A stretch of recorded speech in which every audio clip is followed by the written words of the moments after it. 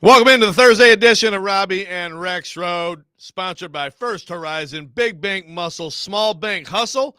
Visit firsthorizon.com/get-it-all. Broadcasting for the Busy Plumbing, Heating, and Air Conditioning Game Nashville Studios, home of the $99 yearly Beehive membership, where the buzz is always about great service. I'm Joe Rexrode. Robbie Stanley sick again today. He is on the mend. He is getting better. We have positive reports.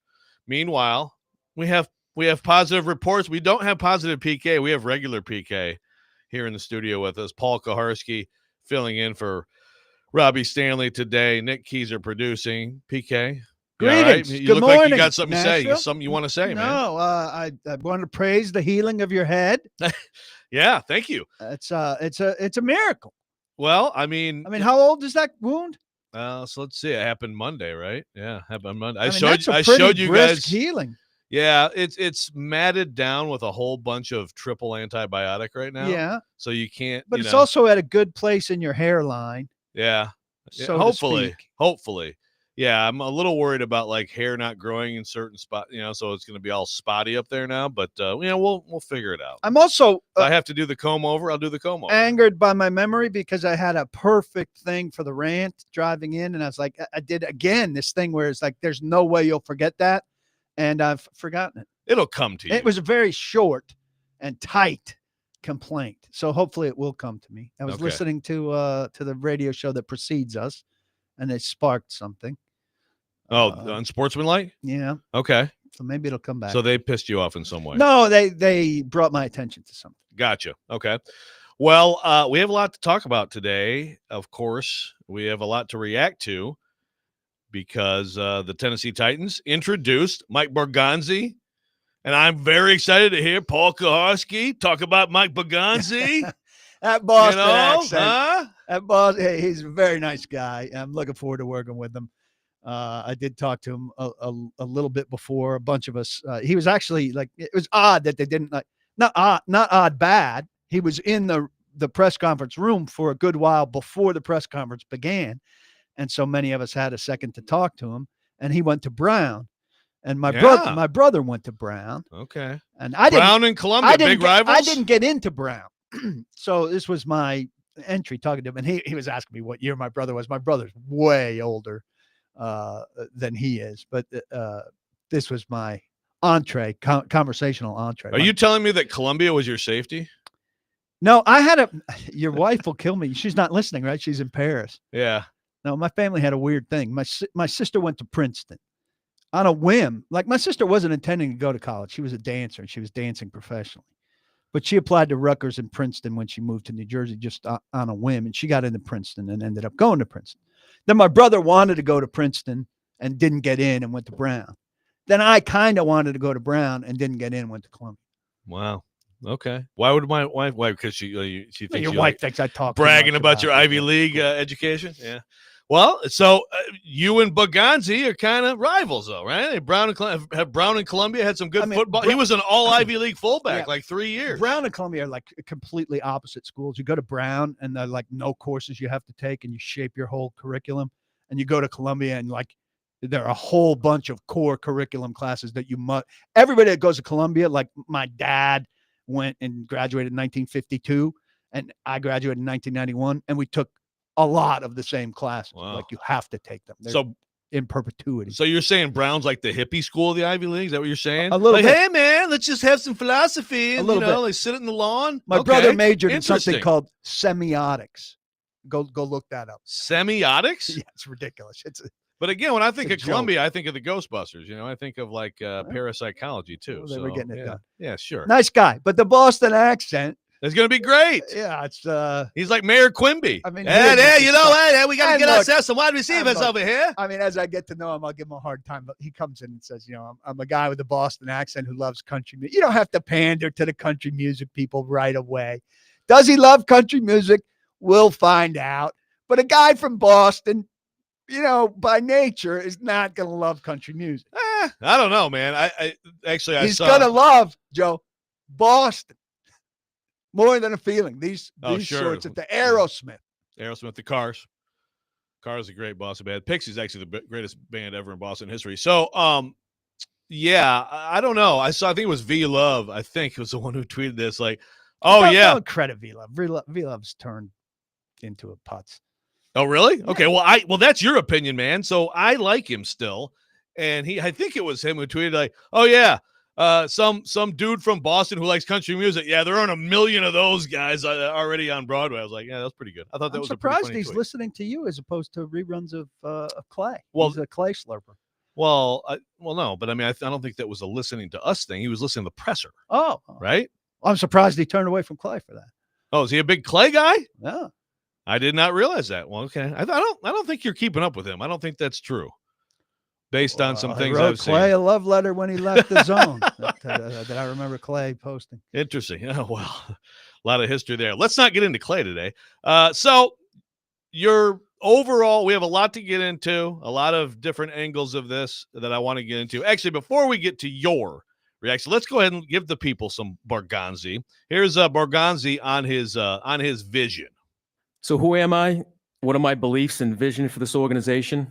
First off, I'm a little bit of an abnormally. I'm a Northeast guy with a funny Boston accent that loves country music.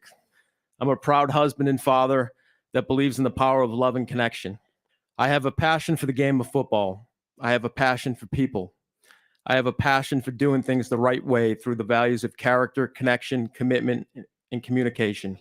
The identity of my leadership will be connected, it will be disciplined, and it will be detailed. I believe in what I like to call an us culture. Unity over self in everything that we do. We will put the team above individual agendas and make the best decisions for the Titans. I believe in the power of alignment and teamwork throughout the entire organization, where ownership, management, coaching, and scouting are all rowing in the same direction. If it's not, it simply won't work. My vision as a team builder is to draft and develop. We want to build a foundation of homegrown talent and reward those players that meet our standards. We will be relentless in our pursuit of building competition throughout the roster, whether that's the draft, free agency, waiver claims, or trades. And I think it's imperative that we build the right 53 on this roster as well, and not just collect talent. We need the right mixture of talent and character in order to build a championship caliber team. We want a big physical team in the trenches that is fast and violent on the football field. We want players that love the game of football, that are smart, that are tough, that are dependable, and they believe in unity. Smart, tough, dependable. I think that's exactly the 3-word Vrabel, right? Is that not the 3-word Vrabel? There's some Smart, Vrabel, tough, dependable? There's some Vrabel overlap. There's also some Callahan overlap. He used the word relentless, which is one of Callahan's 2 top words. What's the other one? Resilient. Resilient, relentless. He Relentless likes the alliteration. They're going to be rowing together up the Charles. PJ, up little the PJ Charles, Fleck. they're going to be rowing. But look, I mean, these are all buzzwords.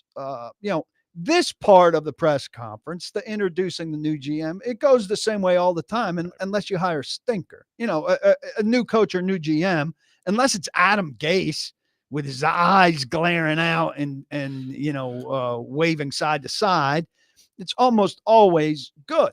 If the guy has a presence about him and can speak of a vision, it's good. And he was good. He checked the box. Good start. Solid answers, solid stance. He went on to talk. I thought one of the more interesting things, was kind of about the kind of free agents they'll look to bring. And I think Titans fans should expect guys like Sebastian Joseph Day to be the plug free agents on this team. Maybe one big fish. I think, Trey Smith is somebody everybody will have an eye on. But other than that, he mentioned, the Chiefs were, I think, 2-14 in 2012.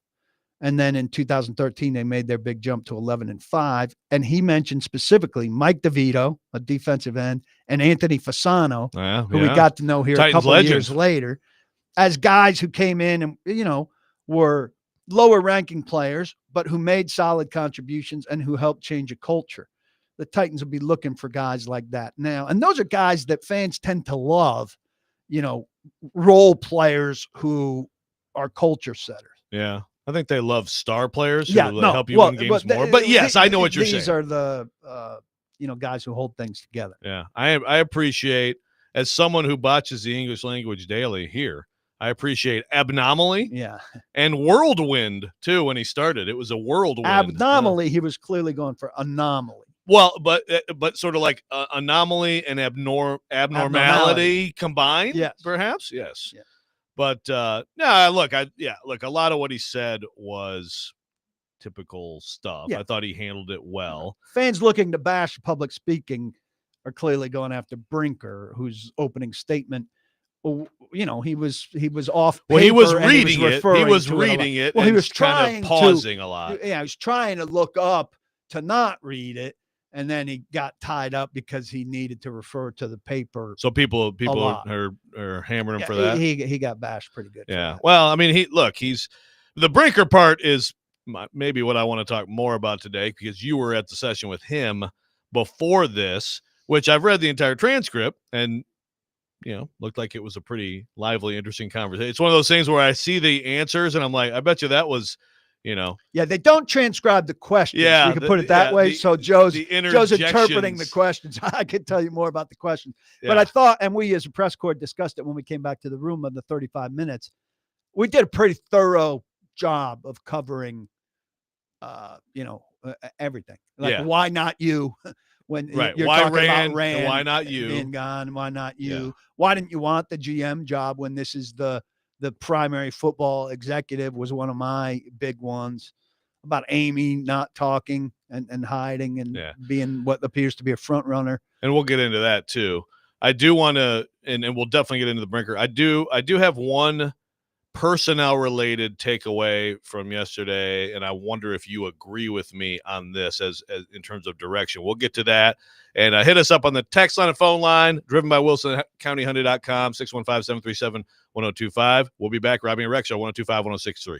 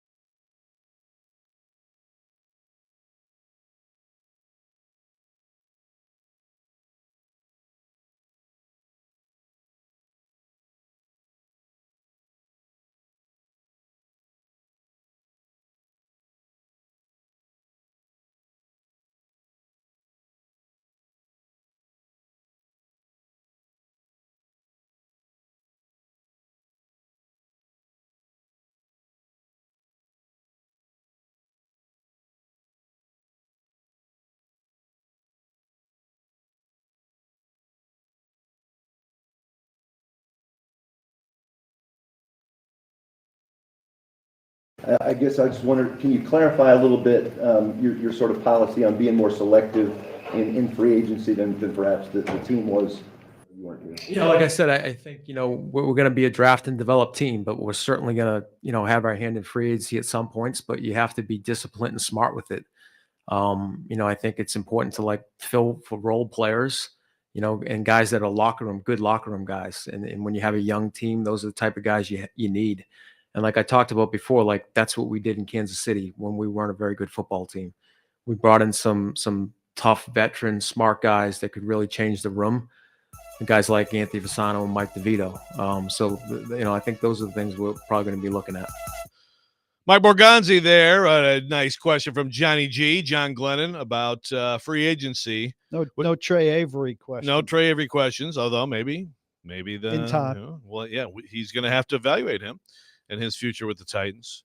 But, interesting point there about the role players of the Chiefs helping turn them around. I'd also say Alex Smith helped turn them around, right? I mean, the locker room guys are important. Everybody would agree with that in this game. You also have to have those frontline guys. Worst quarterback he had players. Was Matt Castle. It was better than any scenario the Titans have right now. Who, of course, came over in the Vrabel trade. All right, is this my computer? That's your computer? Okay. Right. So that kind of leads into one of my big thoughts from yesterday, which was, and it came first with the Brinker discussion with you guys, non-audio, non-video, which is still weird. But I don't know. At least it was a good conversation there. He talked about, remind me the exact parameters here. He wants to have ideal world, 30 picks, 12 in the top 100 over the next 3 years. Now, let me tell you what they have. They have 8 picks in the top 100 in the next 3 years right now, and 23 picks. So he's looking for 7 additional picks with 4 of them in the top 100. That's ambitious. So very ambitious. And you posed that again to Borgonzi in the main press conference. And his first thing was, it's possible. It's possible. He had a long pause. He said, it's possible. We just have to have discipline in the draft as we're going through the process. Draft picks are our biggest form of currency. So when there are opportunities to trade back and collect more picks, we're going to do that.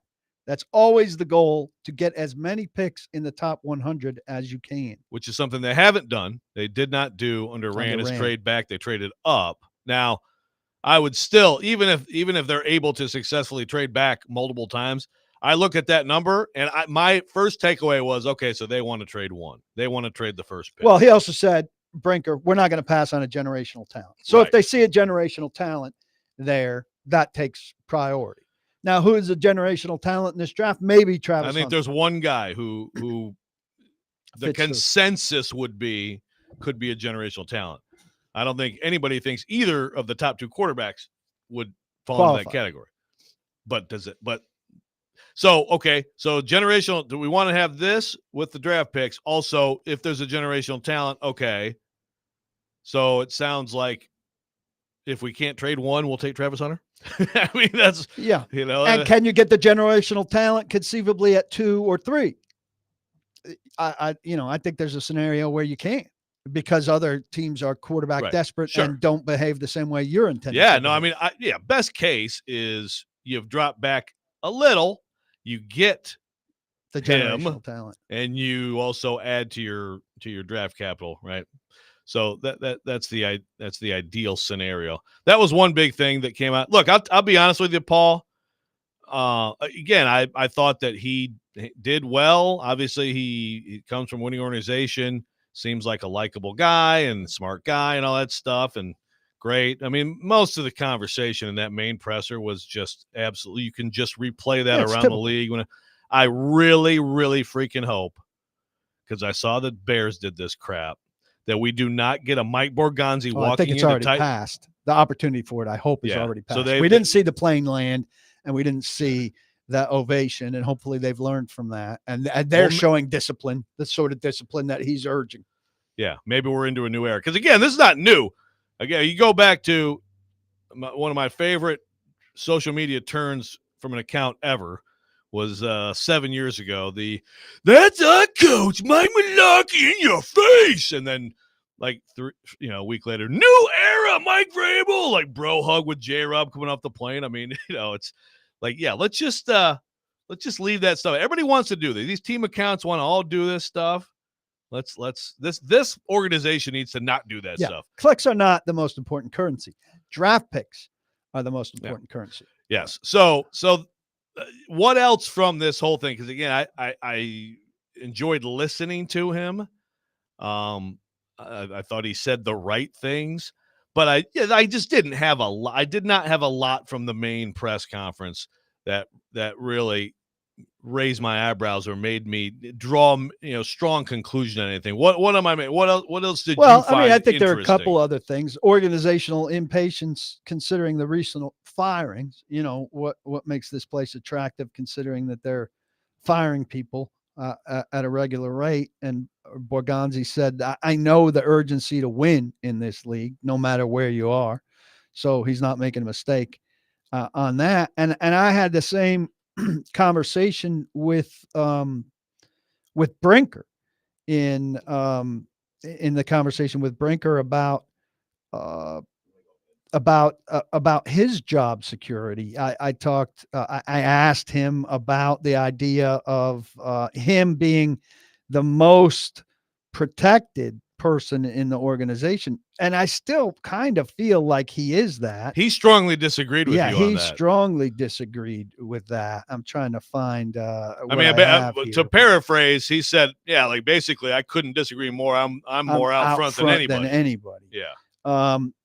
But I still think, he's got the ability to say, I mean, I think we all agree Callahan's fingerprints are on this the most. They're the most closely connected to the win-loss record, and he's already got a 3-win season. And then, while Brinker has final say and all of that, he's going to let his guy operate, and his guy operating is going to be most directly connected, it seems like, to the picks and the free agency strategy. And he'll be able to say, well, I let him cook, so to speak.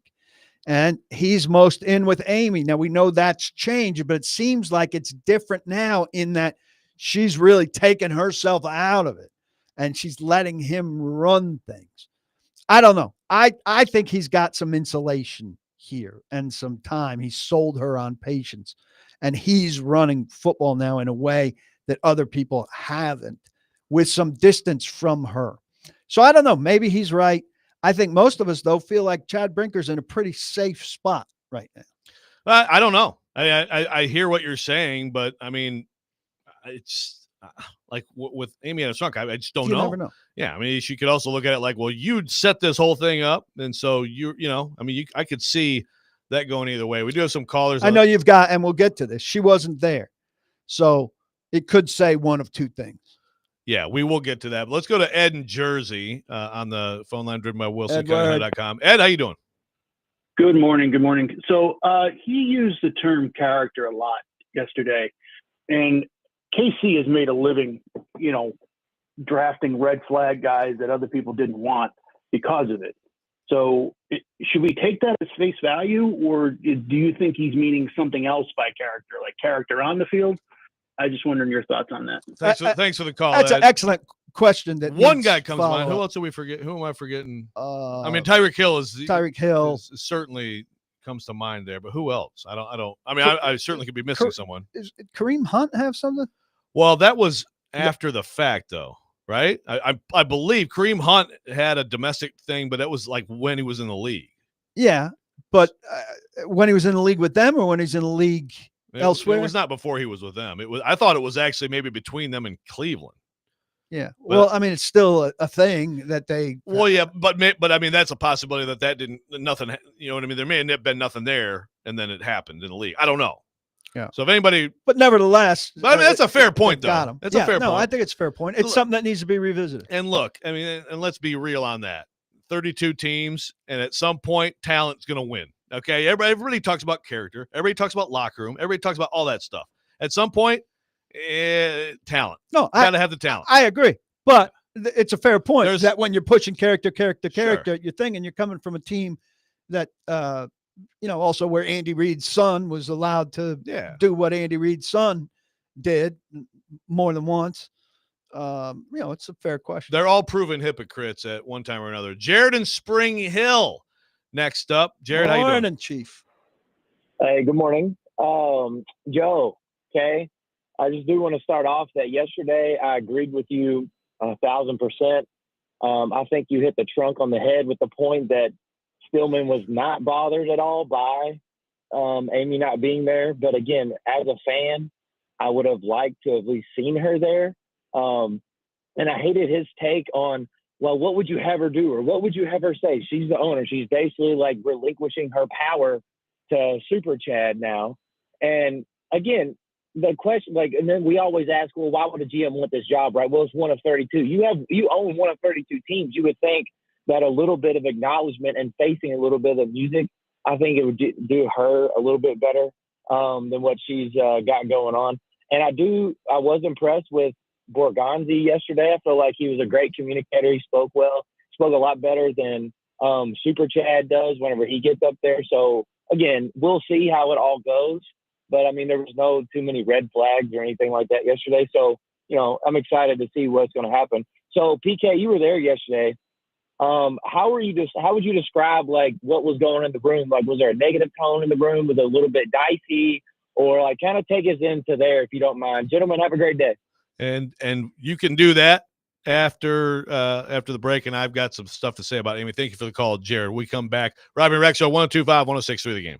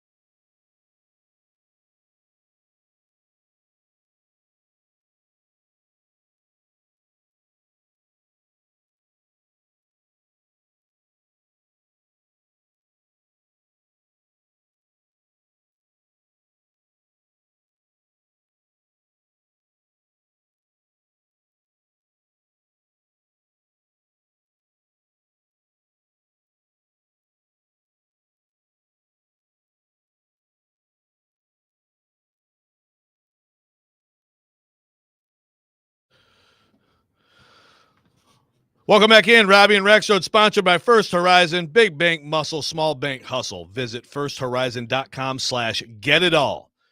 And we are continuing our discussion on the Titans here. Paul Kaharski in for Robby Stanley. So Amy Adams-Strunk doesn't come yesterday, which frankly, Paul, I was very surprised by. And I'd love to know if you were surprised by it. And I have a problem with it. I have a big problem with it. I don't understand. I mean, Mike Borgonzi's asked why he was excited about the job, right? Or maybe it was in his intro speech. And the first thing he said was ownership, because of course the first thing everybody's going to say is ownership and the fans, it doesn't matter what that ownership has been a complete bleep show here, and 8 fans showed up for the last game of the season. I mean, you're going to say ownership and fans. And again, I'm not blaming Titans fans, by the way, but I'm just saying, like, you're going to say that ownership, where's ownership? This is not a big day. I understand that you're changing these people every year, so it becomes run of the mill, but these are big moments, right? And Jared's, which is why Jared lost Jared versus Joe yesterday. Ridiculous. What's she going to say? That's the same thing as, well, what are they going to say? So then just don't ask the question. Doesn't have to say anything. You don't show up. She doesn't have to be. She doesn't have to speak. She wouldn't have spoken. Right. She doesn't speak. She has done, and with Rand, she did an intro. She got up there, said a few words, got out of the way. She didn't even need to do that. And I don't think she would have done that, because she's increasingly not speaking. And she's now empowered Burke Nihill and Chad Brinker to do her talking, which I disagree with, but that's fine. But be in the room.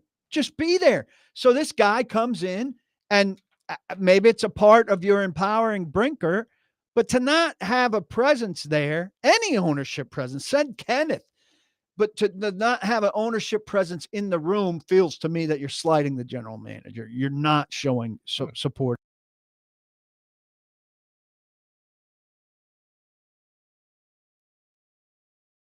To have Brinker be the power, or it's this thing she does once in a while where she's got some other quote unquote obligation, which for her could be, I'm in Waller, Texas today with some horse thing, or I don't feel like getting on the plane to Nashville. This is not my time to be in Nashville. I just finished. This has happened before. I just finished being a part of these interviews and I'm tired. Stuff like that has happened in the past. Fly. She didn't go to owners meetings when she was early in the conference. Owners meetings in Houston, Texas, down the street from Waller, because she had just finished being part of interviews. That's not NFL owner caliber behavior. Are you in it or are you not in it? If you're not in it, hand it off to Kenneth. Well, and so that example, I mean, I agree. Like, that's kind of weird, and you should be at that stuff. But again, this is your franchise. This is your source of substantial income. This is your fan base, your customer base that, again, you've gotten tremendous benefit from, and you can't show up. There's no excuse. And let's stick with Amy for a second, because I asked, and this kind of came to me in the moment. I was going to ask about Amy's continued silence, which I think is a very relevant thing. And it came to me in the moment when I was asking Brinker in the closed session about her. I said, this organization claims to not like front runners. Isn't Amy being a front runner? When things were good, she was at tailgates whooping it up with people. And now things are bad and she's nowhere to be seen. And I imagine if you guys got good enough to win the Super Bowl, she wouldn't send her delegates up to accept the trophy and speak. She would reemerge and grab that sucker and speak. And here's what Chad said. Just play your tape. Yeah, just play my tape. I don't know if she's hold on, I'm not in the right. Well, he got asked about her. He said if she'll empower them to speak when the Titans win the Super Bowl. That's the goal. We want to. The goal is to win it. Yeah, to win the whole thing. I mean, I guess I can't make any promises around, how quickly it's going to turn around, the 1-loss record and all the things that go with that. I just can't promise you that when we finish up today, we're going to get up and go to work and build on this plan. I expect you all to hold us accountable. Why won't Amy speak? I don't have any answer for that. Yeah. So again, you put your people, and what are they supposed to say? I mean, what? Nobody can speak honestly about Amy. Of course not. Of course not. Alex from Montreal says, who wants to listen to Amy's recycled emotional BS? Again, this is not about It's not about what she would said. do at all. It's just like this is what I said to Stilly yesterday. I'm like, you're a young parent, and I remember that my dad gave me the advice when I was a young parent, like just try to like show up is a huge thing. And I know this is trying to parallel these things is a stretch, but the point is just show up at things. You can get to things, get to school plays, get to all that stuff. Like, it means a lot to just be there. This is a bit, what, like it or not, these are eras that start, right? When you hire a coach, when you hire a GM, the Titans eras are year-long eras lately. But I mean, these are moments in the franchise history where I have never in the picture. I've never heard of an owner not being at something like this. I'm sure someone can come up with an example. I'm here for it. Let me know. Give me your examples. I think it's bizarre. And don't give us the Predators as a counterexample. It's not the same thing. Well, right. That's been at times infuriating too, when you're trying to figure out what ownership thinks about the GM in particular, when David Poyle, late in his tenure, and there was, Sean Henry was empowered to speak for ownership, but it is very different. Like there are a lot of differences between those two situations, the Preds and the Titans. And again, especially right now with the Titans, with what has gone on with the stadium, it does mean more to me because of that. And she does not want to be, it's been made clear, she does not want to be involved in decisions. That's why Brinker has this power. So I think we should declare yesterday the beginning of Amy Adams Strunk as an absentee owner, right? Whether she's in Nashville, whether she's in the building, or whatever, she's an absentee owner. Now, let's mark it down. That's the first day of that. And maybe it works. Maybe it's great for the football team that she's not around and that she's not involved in football. We don't want her involved in football anyway, right? Hire football people and let them work. Now, can she competently hire football people? Well, but I mean, that's Jared's got a lot of crazy stuff, but he's got one good question there. What makes Chad Brinker qualified for this job? We don't get that answer from her. All the statements that she's put out, none of them were about Chad Brinker, because Chad Brinker was never, when he was hired as football ops, vice president of football ops, that was a promotion. And I don't believe there was a couple sentences about it, but there was no, this is why Chad Brinker is my guy. And I think we deserve that. And we didn't get that. And so now from our absentee owner of this team in this city, we're not expecting anything of substance from her. There's no reason to. Yeah, right. Well, yeah, will she stop showing up to games too? Play that for her, Kate. But I don't believe Kate can get to her. Yeah, and I know that Chad got asked that too, right? Like, why were you? And I think he said at one point, you guess you can ask, I don't know. You could ask Burke. You can ask Burke about that. He said you could ask Burke about that. He said Amy Adams Strunk's reasoning for wanting him in this position was the question. He said, I don't know if she said a reason. Hey, there's a reason to be confident. Let's put that on bumper stickers. I mean, I do seriously. I come away from, and I thought there was a lot of good stuff, good questions, and some interesting answers in the Brinker session. Like there was, and of course, all the Amy stuff. What's he going to say? He can't say anything, right? But there was some level of like, guys, I don't know why things are the way they are, but by golly, let's do the best we can do. I'm embracing right? the job that she gave. I almost felt sympathetic for him there. It was like, she didn't spell it out for me. She asked me to do this job, and I'm going to try to do this job. Well, what do you do if your boss comes to you and does? I haven't worked in an environment with a boss in some time, but I've had some bad bosses. What do? You make the best of it. A lot of people I know who work for corporations recede from the boss as far as they can. I'm not going to say anything because it never goes well. You want to not be noticed, right? David on the phone line, driven by WilsonCountyHunter.com. David, what's going on? You got a thought on Amy? Yeah. Good morning, guys. My take on this is one of two reasons. One, either she's removed from the situation, and I highly doubt that because she knows what's going on. I think it's probably a bigger underlying issue, and I don't know if it's embarrassment because she's had to make all these decisions which have failed the last few seasons, or for whatever reason she just can't show her face, which to me is an example of really poor leadership. But anyway, I'll hang up and listen. I thought it was embarrassing. Thanks, guys. Yeah, I mean, if you're embarrassed and you can't show your face, I mean, you're a billionaire owner of a football team that just got a $2.2 billion stadium that needs to sell PSLs, and you can't show your face. Come on. It's seek some counseling then if you've got some issue on that level. And people making excuses too. It's just starting with Stilly just boggles my mind. Real quick on the text line, some people have mentioned. First of all, Kareem Hunt had an incident in Kansas City of allegedly pushing and kicking a woman. That's when they released him. So it was with the Chiefs. And that rings a bell. Tyreek Hill, Rashee Rice, another one too. Another red flag. There you go. So they've. And Tyreek Hill, I have to say allegedly because I don't know how it came out, punched a pregnant girlfriend in the stomach. No, I mean, well, and then there was also stuff with the kid too, right? Yeah. Ethan from Lawrenceburg. As a fan, I couldn't care less if she speaks. I added couldn't, Ethan. You said could, but it is couldn't. Yeah. You couldn't care less if she speaks. If you could care less, that means then it means you care. I couldn't care less if she speaks because we know she stinks already. Also, I understand why she needs to be there at least. Yeah, that's again. Just be there. I think it's reasonable to ask her for her to answer why she views Chad Brinker as the person. Well, there's lots of questions that are reasonable. Her franchise, but I've given up on her answering questions. I've given up having on it. no I'm presence. still shocked she didn't show up. Yeah. I mean, I can't. Kenston, real fast with a draft thought. Then we gotta get to break here. Kenston. Hey, morning, guys. I'll make it quick. Just I don't agree that Travis Hunter is a generational talent. I think he's generational on the college level. I think if you wanted a wide receiver, you can get a better one than him. If you wanted a cornerback, you can get a better one than him. I think he's probably the most overrated prospect. But I'll call in and specifically say about the quarterback thing. The bridge stuff, I mean, you look at the quarterbacks in the playoffs, I think outside of Russell Wilson, all of them drafted in the first round, all of them homegrown talent.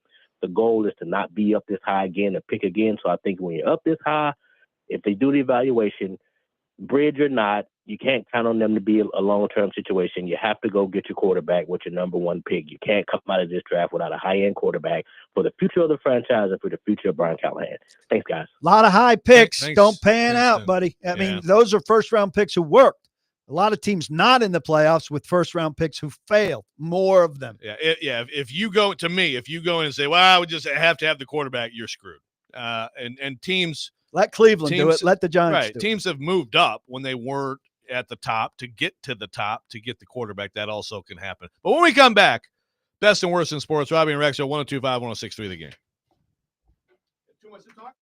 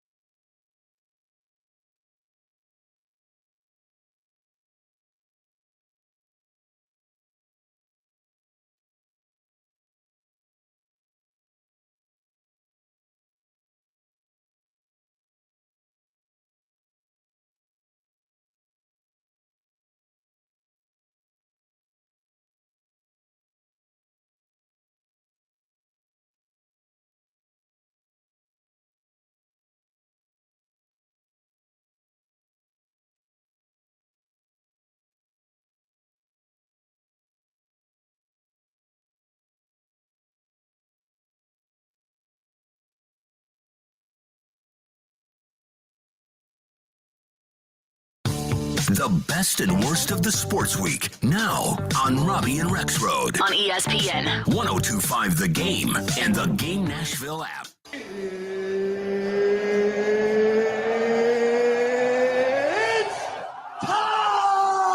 This is the worst.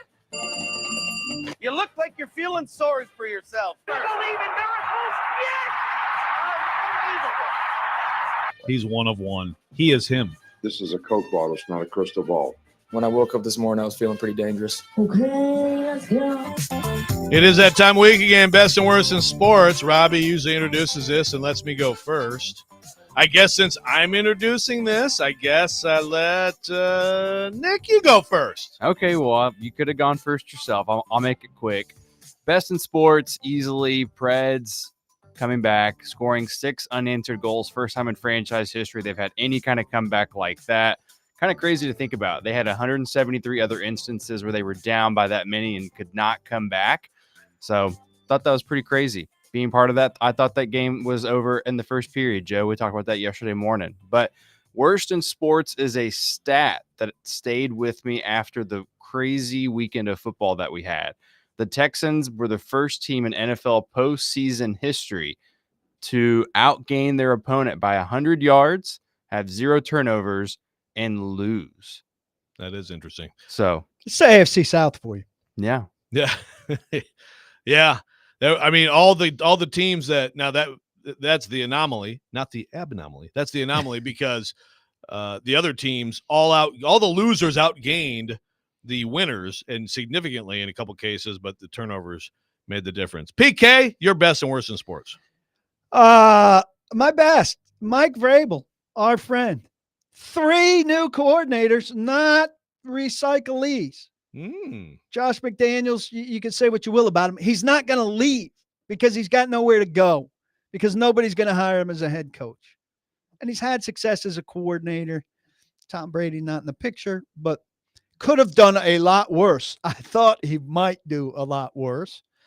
Terrell Williams, don't know how he's going to be as a coordinator, but we know he was a good coach. Super excited for that guy. And super excited for Terrell most Williams. excited of all, Jeremy Springer retained as the special teams coach. Craig Aukerman may be in the running as a junior assistant, the way Colt Anderson may be here, but he is not going to be the special teams coordinator in New England. Mike Vrabel so far not blowing it with his staff. Your Aukerman hate is just still flows through you. Yeah, I'd like to see Ryan Stonehouse with a functional leg. Forgive me. All right, your worst in sports? Mark Andrews. I mean, you always say, well, one play didn't lose the game. One guy didn't. Yeah, that dropping the 2-point conversion prevented you from winning the game. You're in overtime if he catches a ball that hits him in the hands and could have been pulled into the belly. And that's not the only terrible play he made. He had a terrible game at the wrong time. Oh, but yeah, by the way, it was 24-19. They're driving. Lamar's zipping all over the field. They got a first down over the middle of the field to go up in the game, and he gets it punched out. Yeah. Disastrous. My best in sports, I'm going Ryan Day. And actually, it's funny because I was going to bring up that may be, but I will say, you talk about someone who has redeemed himself as a coach and who completely flipped a fan base around like everybody wanted him fired 6 weeks earlier. And now he's one of those. I mean, he's in with the Ohio State legendary coaches. How many years extension will he get? 15? That's a good question. Now, here's another thing.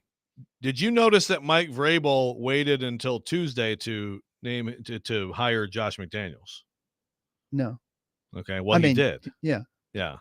Is that because he had some stuff coming from the Raiders? Oh no. I think that Ryan Day as the New England Patriots OC was a real possibility. And again, I could have made the case for him to do it just because you can fast track yourself to a head coaching job. Then you're going to take a pay cut at first, right? But to leave on your own accord and be like, thanks, drop the mic, Ohio State fans, it didn't happen. But good for Ryan Day. My worst, I'm sticking with what we've been talking about. Amy Adams Strunk not showing up to the press conference. I don't want to make too big a deal out of this. It's not the end of the world, but it blows my mind. It truly does. And as a texter says, Matt on the text line says, Amy expects us to show up, but she can't. That's exactly it. Here's a good question. Does she have advisors who give her good advice that she doesn't follow? Does Burke or do the sycophants not give her good advice? Well, does Burke Nihill say things to her or just take orders from her? It's a good question. But there are others also in the organization who are close to her. Are they? Do they not give her advice because, she's the billionaire owner and they just do what she says? Or is she not taking their advice? That's a great question. I can't imagine that anyone over there would advise this. And I would think that anyone who felt that they could speak freely would say, oh my God. Does anyone feel they could speak freely? Yeah, that is a great question. We come back. I want to get more into the Brinker side of this and that discussion, which I think was the much more interesting discussion of the two yesterday. Robby and Rex Show, 102.5, 106.3 The Game.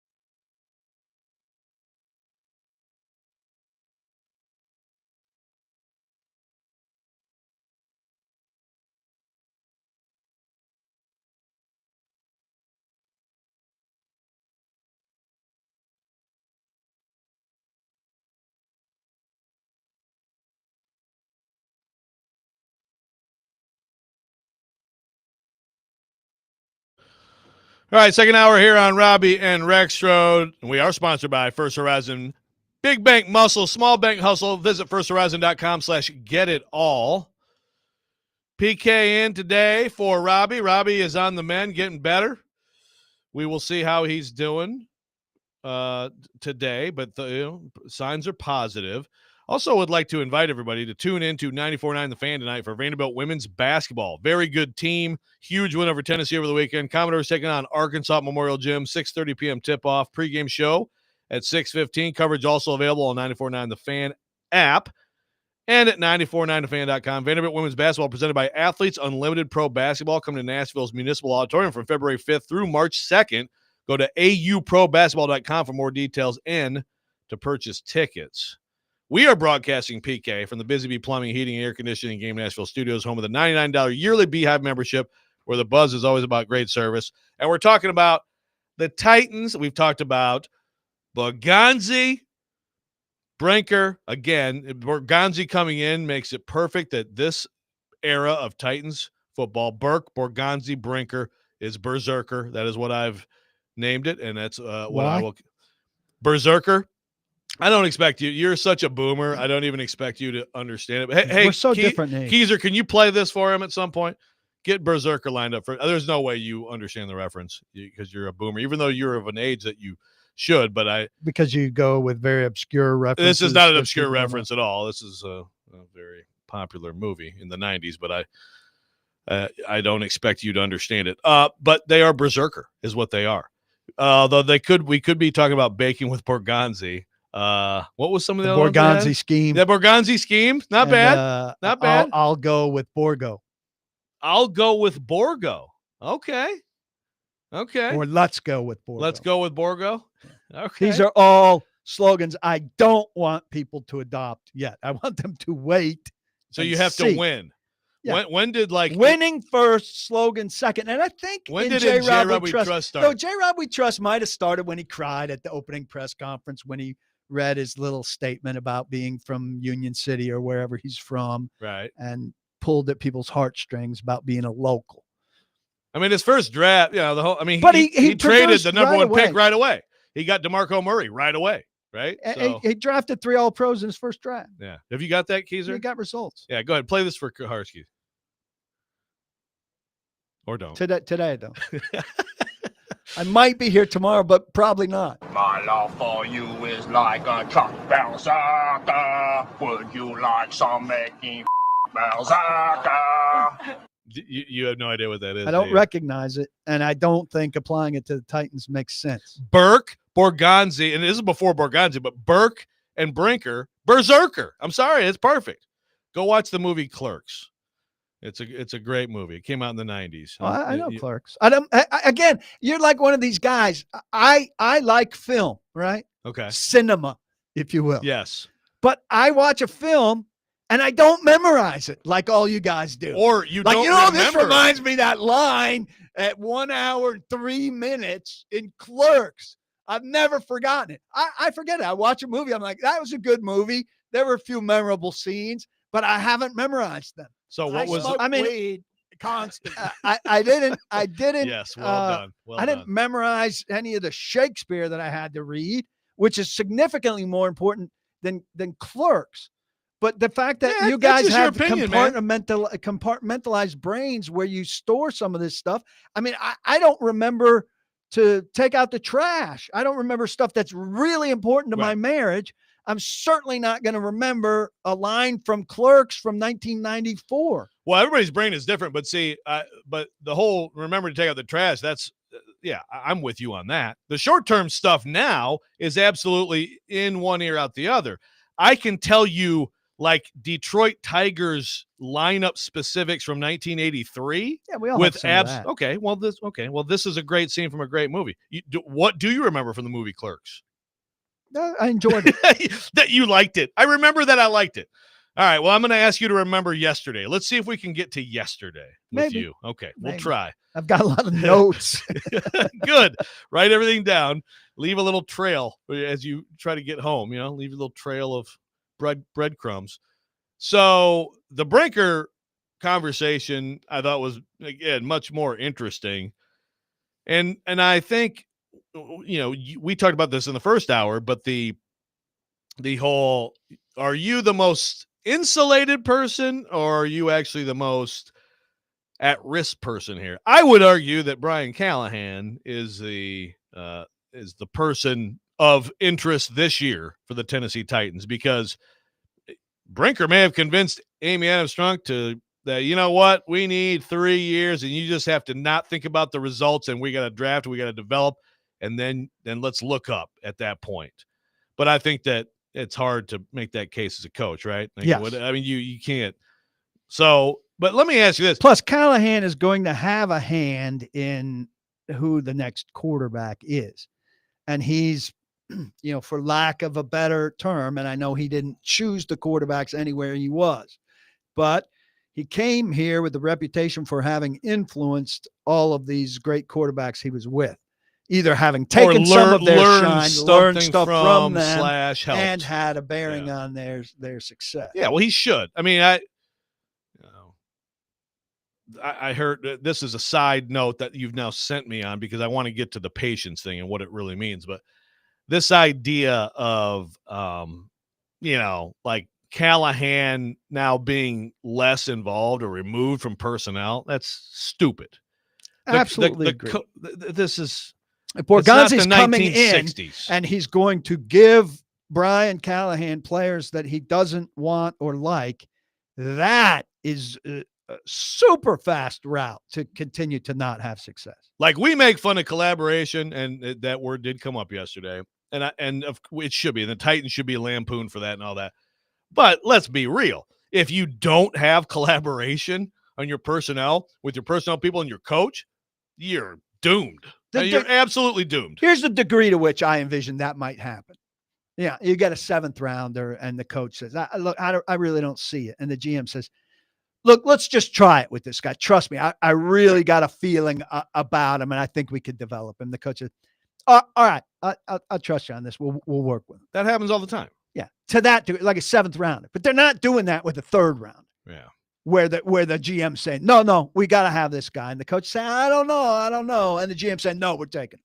So, again, you've now sent me on another side street before we get to what we were going to talk about. Remember what we were going to talk about, because I've forgotten. Like Clerks. Yes. Someone, I count on the text line. The text line helps me with these things. It's like my own little personal, notation device. My little helper brain. But the final say stuff, whole bunch of that yesterday. I mean, what do you... I think we've both talked about how your afternoon buddy was confused. It was resolved, and he just kept coming back. No, I still don't get it. Can we go back? Can we do it again? This is when Brinker said, "Everybody, we all get it. We're on the same page." That's what you're saying? He said, "No, that was fine." But after that, it was resolved, and then he re-raised at the presser. Yeah. The whole, like, if you have this guy, that guy. Okay, maybe that was him just fishing for clips. Okay, so did you learn anything from this, or is it just exactly what you thought? I think it's pretty much exactly what we thought. I mean, the thing about it is, look, Borgonzi talked about titles being insignificant in Kansas City. That's fine, because Andy Reid is running things. So you know where it is. Yeah, but I also have an issue with that, because it's like, I mean, he still was, his title still dictated his job. Borgonzi's running the draft meetings and free agency strategy, and Brinker hired him to do so. But Brinker's his boss. He has the power to break ties. He has no intention of being some sort of overlord. I wrote this yesterday. That's it. If we're ultimately looking to blame or praise, well, Brinker is the one allowing or preventing things from happening. But Borgonzi will be setting everything in motion. It's not as neat and tidy as we want, but that's it. That's it. So Brinker allows something to happen or doesn't allow something to happen, but Borgonzi's the one setting all those things in motion to happen. Yeah. Look, this is a media thing and a fan thing, but it's a reasonable one, which is, when you're bad, we want to know who's on the hook. Whose fault is it? Who's on the hook? Also, when you're good, and I'm fine with, like, everybody share credit, share blame, but that's how that's kind of how I look at it, right? Is like, I think it's a little bit of a strange situation, and to me, it's those two guys. I look at them as, even if Borgonzi said yesterday flat out the words, "I'm picking the players," but also they talked about, which is how I think it should be, the whole idea of like, well, I'm standing up for this guy, like top of the draft. I love Cam Ward. I don't love Cam Ward, right? Well, okay, but that gets worked out. It gets worked out way in advance, and you have to come to a consensus on it. So it's both of them. I also think the odds, I think people make too much of the chance that two guys of a similar ilk who've been friends for a long, long time would look at the same player, Cam Ward, and see drastically different things right from the start. Yeah. I love him. I hate him. What are the odds No. that these two guys who came up in the same grading system, looking for the same kinds of players, are going to look at that guy and have exactly opposite takes on him? Not high, but I mean, look, everybody in this league is dead wrong on quarterbacks all the time, right? So it doesn't have to be that drastic. It can just be, okay, I see this. I see that with you too. I just don't think it's quite going to get there. Well, I think he's going to all come together for him. And I mean, they're wrong all the time, and it sets the direction of your franchise. Right. Right. But and look, I want to know final We're say wrong. as Everybody's much as wrong. everybody. But I don't think it's crazy to think that Brinker, Borgonzi, and Callahan could sit down over the course of months, look at those guys, and come to a unified conclusion about them. That's the most likely result. Right. But That's I don't. what everybody But I don't does. think it's crazy to think that there could be disagreements. Right. No, it's not. All right, we come back. We are going to get into patience. What does that really mean with this new structure with the Titans? Coming up, Robby and Rexrode, 102.5, 106.3 The Game.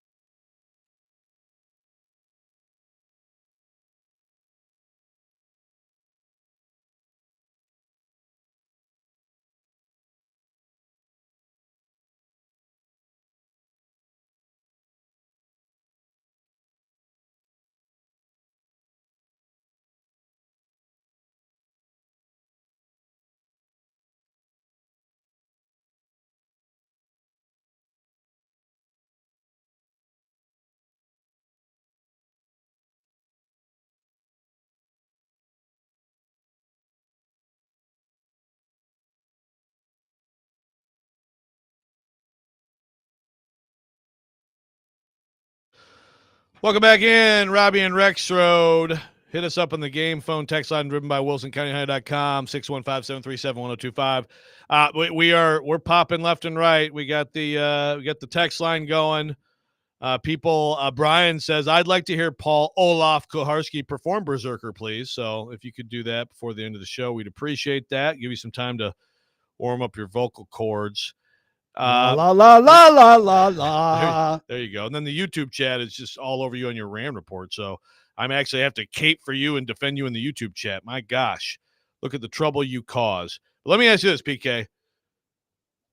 How much time is Amy going to give these people to make this not the worst team in the NFL anymore and an actual competitive football team again? Well, they're pleading with her for patience, at least through these press conferences and statements they made in conversations with media. Is that what they're doing? They're sending public smoke signals to her? Is that what we're doing here? It certainly is some of the residue of it. They're saying they've talked with her about it. She understands it. Whether she understands it or not, them continuing to talk about it publicly can't help but reinforce the idea. We don't know how much she's bought into it. She could be saying she's bought into it, but the wrong law, they lose to the Texans at the wrong time. God knows what happens in the Super Bowl, the twice annual Tennessee Titans Super Bowl. That's one thing that needs to be fixed, is the importance of that game as opposed to 2 of 17. But again, if it's just her, it's just her, right? I mean, it's just an ownership. It's always going to be personal, right? Yeah, she needs to let that go. She's getting her her family's second stadium in Nashville. It's time to be about Nashville, not worry about your grudge with Houston anymore. Well, let that go. She just didn't show up in Nashville for a press conference announcing her general manager. How do you figure that's going to happen? Well, it's again, can anybody talk to her? Can anybody get through to her? What's her nephew doing? Kenneth, are you out there? Do you have any influence? I've heard that you've receded. Receded from what? There's not anybody over there that knows what he does. So what's your guess? So it sounds like you think. I think there's got to be. Everybody should pause and not assume that they're getting 2 years of being bad and everything will stay. How bad? Yeah, that's a good question. I mean, I think it's all about progress. Yeah, you got to have some kind of progress. I think they could get away with 6 wins next year. Maybe. But, when is she angry and what triggers her? I don't know those answer to those things. She's so insulated. If it's 6 wins, PK, then these guys will probably pick a new coach. And that may be unfair to Brian Callahan, but that would be my guess. Is that that's the next, okay, here's the scapegoat. Here's the person who, because this year it's Rand and Levis, that's all their fault. So next year it would be Brian. If it's, because look, I think that in this league, you can go from 3 to 8. You can absolutely go from 3 to 8. Look at their schedule next year. Well, last time they went from 3 to 9. Right. But last time they won 3 I think games. That's what Brian Callahan, I think that's what he needs. Now, obviously Berganzi's just hired, and Berganzi, that's what I'm wondering is like, what does patience really mean? Is it just they're asking for it, or does Brinker have any sort of conversation with her that leads him to believe he's going to get that rope? And then, I think too, it needs more than 6, but like, is a good looking 7 enough? Is a good looking 8 enough? And then people are going to ask us all off season, what's the number, as if there's a hard line number. I doubt she's setting a hard line number. And is she doing the hard line number setting? I mean, ultimately, yeah, it's her, and she could step out and make a decision at any time. But we're being led to believe that she's empowering Chad to make these kind of decisions. Yeah, I mean, it's a really interesting situation in terms of, you talk about the number, and everybody's talking about it, and to me, it's always it's like, what's the experience of, how are you losing or winning games, right? You can have a good 7 in terms of you lost to the best teams on your schedule. You lost like a bunch of close games and you were right there. And, it wasn't because your punt team looked like a JV high school team that couldn't protect your punter. It wasn't because your quarterback is trying to bowl instead of pass the football. And, things like that. There was some of the ways they lost last year on top of going 3-14. It was as bad as you can get, right? Do you have a rookie quarterback? Do you have a veteran quarterback? Now that's true too. If you have a rookie quarterback, you show again, what's you're gonna have to live. You're gonna have to live with maybe some losses you don't want. That maybe a game managing veteran gets you the win.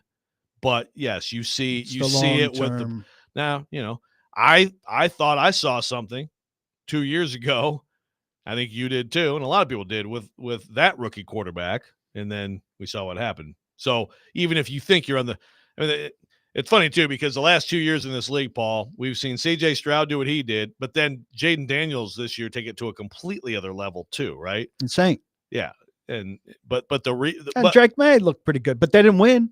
Well, right, but Drake May, yeah, he looked pretty good. You see some problems. That's more realistic, right? That's more what you can reasonably expect. These two guys, though, took it just off the charts, which is another thing that to me is only going to serve to accelerate all these things in this league, right?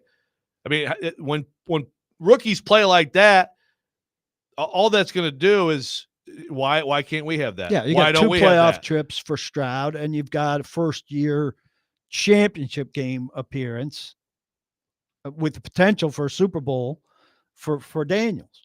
I mean, those are the ideal scenarios.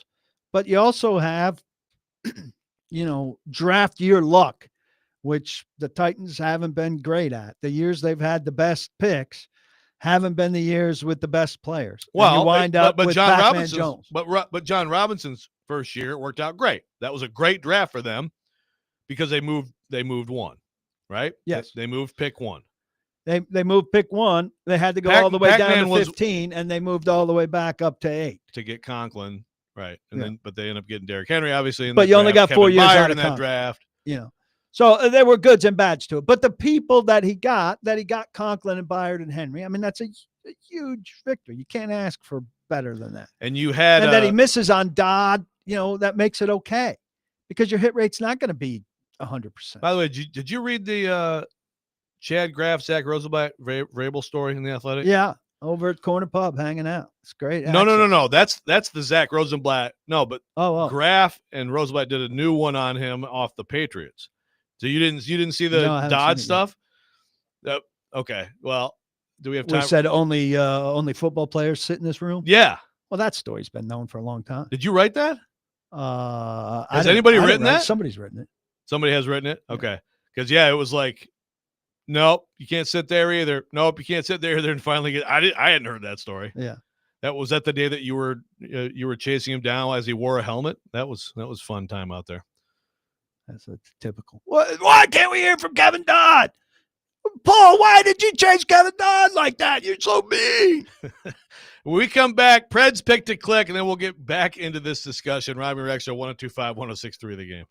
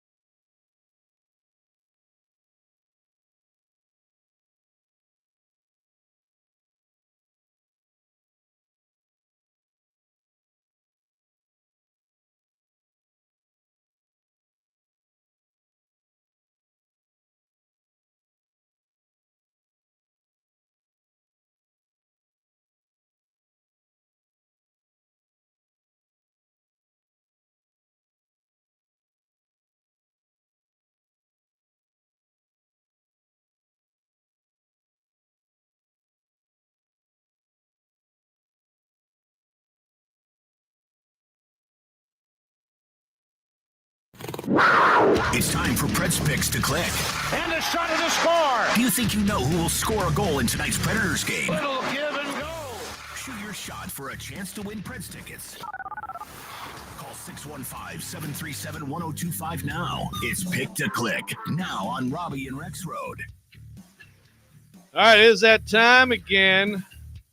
Got a Preds game, and we got a Preds Pick to Click, and we've got a standings update, which is me with 11 leading the way, and that's two of the – yeah, turn your mic How on. many of those were mine? 2. So I appreciate it. But now you get to pick for Robby, so you can give the magic touch for Robby. Listeners with 6, Robby with 6, Nick with 4. Ouch. And we got Caleb calling in. Caleb, who's your pick for Preds Pick to Click? Hey, good morning, guys. So Forsberg is who I'm going to go with. Hopefully he can keep his streak going, make it 17 tonight. There you go. Thank you, Caleb. Philip Forsberg is the pick. And I am going to I'm first after that. I'm going to go with Marchessault. I'm going to keep rolling with Marchessault myself. PK, your pick. I'll go Stamkos. Steven Stamkos. So we got Forsberg, we got Marchessault, we got Stamkos, Nick Keyser. Time for a deep cut. Go with not a deep cut. I'll go with Roman Josi. Roman Josi. All right. I mean, how often did we go off those 4? Keyser has had some interesting picks this year. Robby had some good ones too. Robby's hit a few. Yeah. Yeah. I've had a couple of deep cuts, and so has he. So, but PK, you could be going 3 for 3 possibly. Oh, I'm going. I hope you do, so I can stop hearing Robby complain about how you are helping me lead the competition. So I hope you get him one here. So now back into the Titans, PK. First of all, the YouTube chat, people are still mad at you about the Rand story. Lot of people I just don't understand that people, multiple people, have told me these things, and that to them these things are significant. I don't understand why that's so hard to comprehend. So there were questions to Chad Brinker yesterday about Rand, and so I think some good questions. Like again, primarily, what is it about you that makes it so that you're the one who's okay, but Rand's not? He talked. You were in the room, so this is one of those things where the room where it happened. This is one of those things where I would have liked to hear this. You know, I think it'd be good for this to be video, audio, but it read to me like someone who was possibly getting emotional, but certainly talking about how emotional he was about Rand and their friendship and all these things. You know, I mean, forever and ever, there are going to be people who assume Chad Brinker stabbed him in the back, and I have no idea what happened. I don't know what the conversations were like. You know, someone on the text line today said, you know, are we sure that Brinker didn't just tell Amy, like, look, he's messing this up and that up? But one thing that Brinker did say in that session was, he said, I did not have authority. He said, I had responsibility, but not authority. But not authority. Did you take that as, I mean, did you take yesterday overall as a gentle, well, Rand screwed a lot of things up? Or am I over-reading things? I think, look, I think he's sincere about Rand Carthon. Rand Carthon hired him and brought him in. And they were friends at the beginning, at the very least. I don't know how heavy-handed Chad was about expressing Rand's shortcomings or how obvious those were to Burke, Nihill, and Amy Adams Strunk. But no matter what Burke did or didn't do, Burke didn't promote himself to president of football operations over Rand in 1 year. I think Brinker didn't. Brinker didn't. You would have had to do some amazing work to climb that ladder in 1 year without Nihill and Strunk seeing something. To me, I mean, you're just going to take the guy's word for it and promote without seeing something on the downside. Like, I understand in the worst case scenario, whatever kind of scenario you want to draw up about Brinker being a bad guy, you also still would have to see some things with Rand with your own eyes to make that jump, wouldn't you? I would think so. So even if Brinker, and I don't know if he did or he didn't, worked his ass off to climb over Rand, to me, the powers that be still would have had to have seen something bad about Rand to make that flip, to take his employee who he hired and give him more power, and to reduce Rand's power and to narrow it to this strictly personnel focus.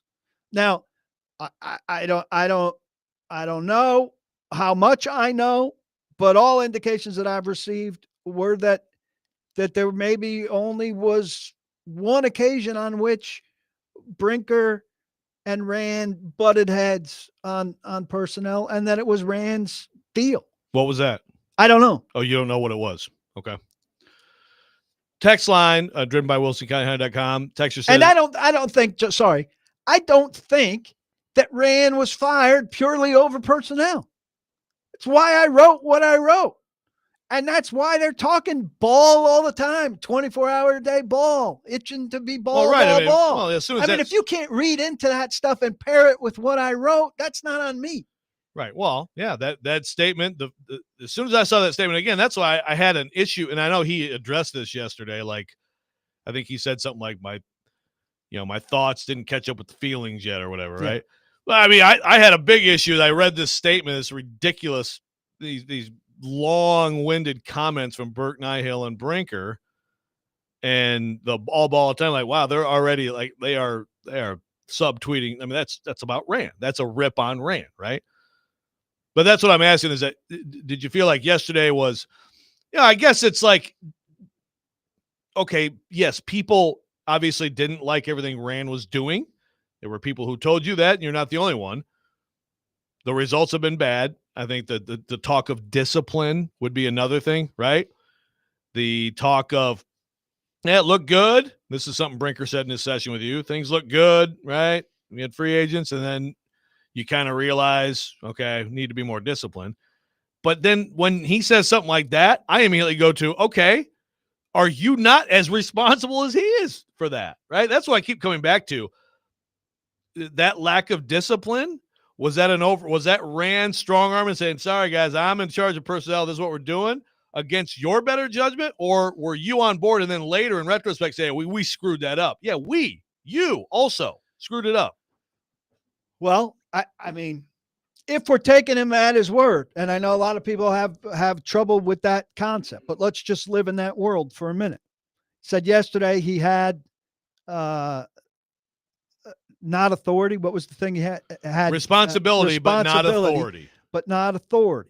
They carved things out with the same structure it is now, except for final say, where the GM was going to focus on the ball, and Brinker was going to take care of oversight on that, but take care of all of the other stuff, and let the guy basically make the football decisions. The way Borgonzi was talking about it yesterday, and the way it was announced with Rand. And I tend to believe that Rand made most of the personnel decisions in 2024. I do. But of course, we also have the trade with Kansas City, which you've written about, which Brinker was in the middle of, right. But it doesn't mean that he initiated the concept. Now, I don't think he was off board with it, but it doesn't mean that Rand wasn't a driver of it also, right? Brad from Clarksville says, PK, break it down. Is Brinker a fool or what? I don't know. There you go, Brad. I mean, look. We're going to find out. I need to see. I need to see. Yeah. I mean, I will say, I mean, the presser yesterday, it kind of was a bit stilted, right? As Borgonzi is getting introduced. I've found Brinker to be, I think he's a decent communicator.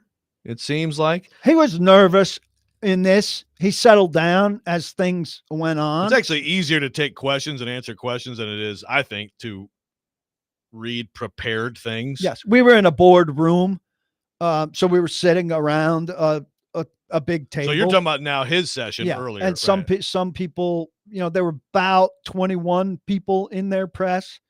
Some spilled over to chairs, that weren't at the table. Everybody put their tape recorders in front of him. He didn't sit at the head of the table. He sat in the middle of the table. And it was 35 minutes. So that paints the setting. It's the Eddie George room. So, the wall with the TV screen on it where you could throw up slides or whatever to have a conversation is painted with all kinds of Eddie George, numbers and stats. And then there's a small mural of Eddie George on the wall in another spot. People are asking for the transcript. I'm not sharing the transcript, and I hope nobody would share the transcript. It's not for you. It's for us. It's a transcript of what we asked and what he answered. And then we share with you the answers as we find appropriate. I don't understand why this is such a difficult concept. Well, we come back, we'll have someone rant, but I will say that, there's always a price. There's always a price for someone. So just keep that in mind, Texter. Yeah, Venmo. Yeah. Robby and Rex Show. We'll be back with a rant of some sort. 102.5, 106 through the game.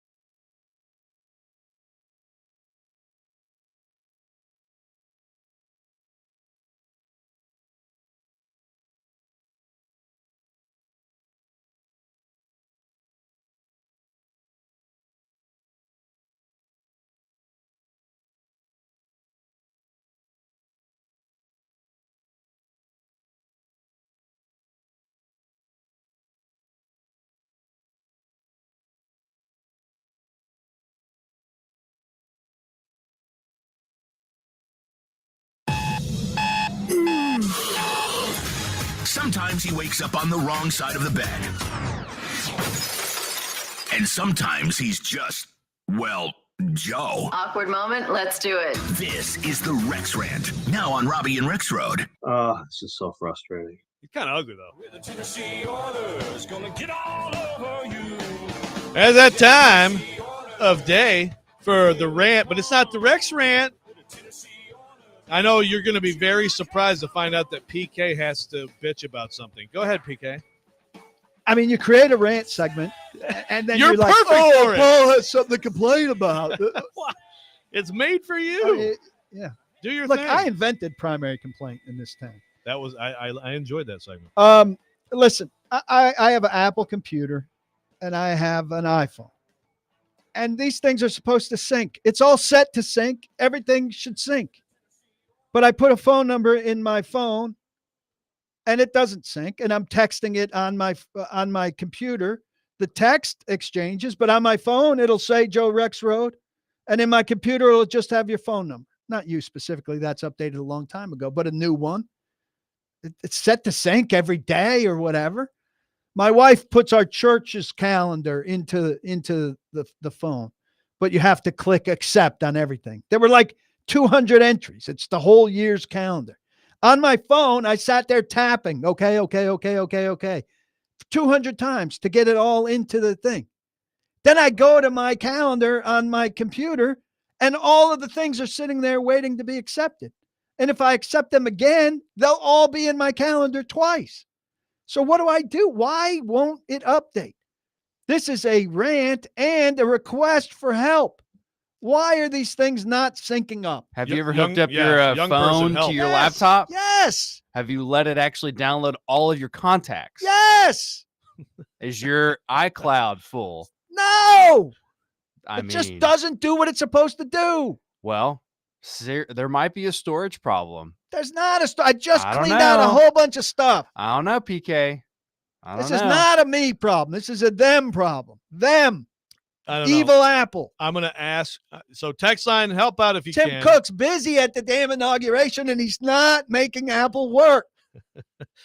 If you have any suggestions, please let us know. Before we get to Charles, I want to try to keep up with the text line. Okay, I'm going to try to keep up. You always say that, and you never keep up. Well, I'm trying. Okay. So Caleb says PK, or not Caleb. This is an unnamed texture. Was that the first time Callahan and Borgonzi met in person? No, and this is Jared spreading this. This is why Jared is such a danger.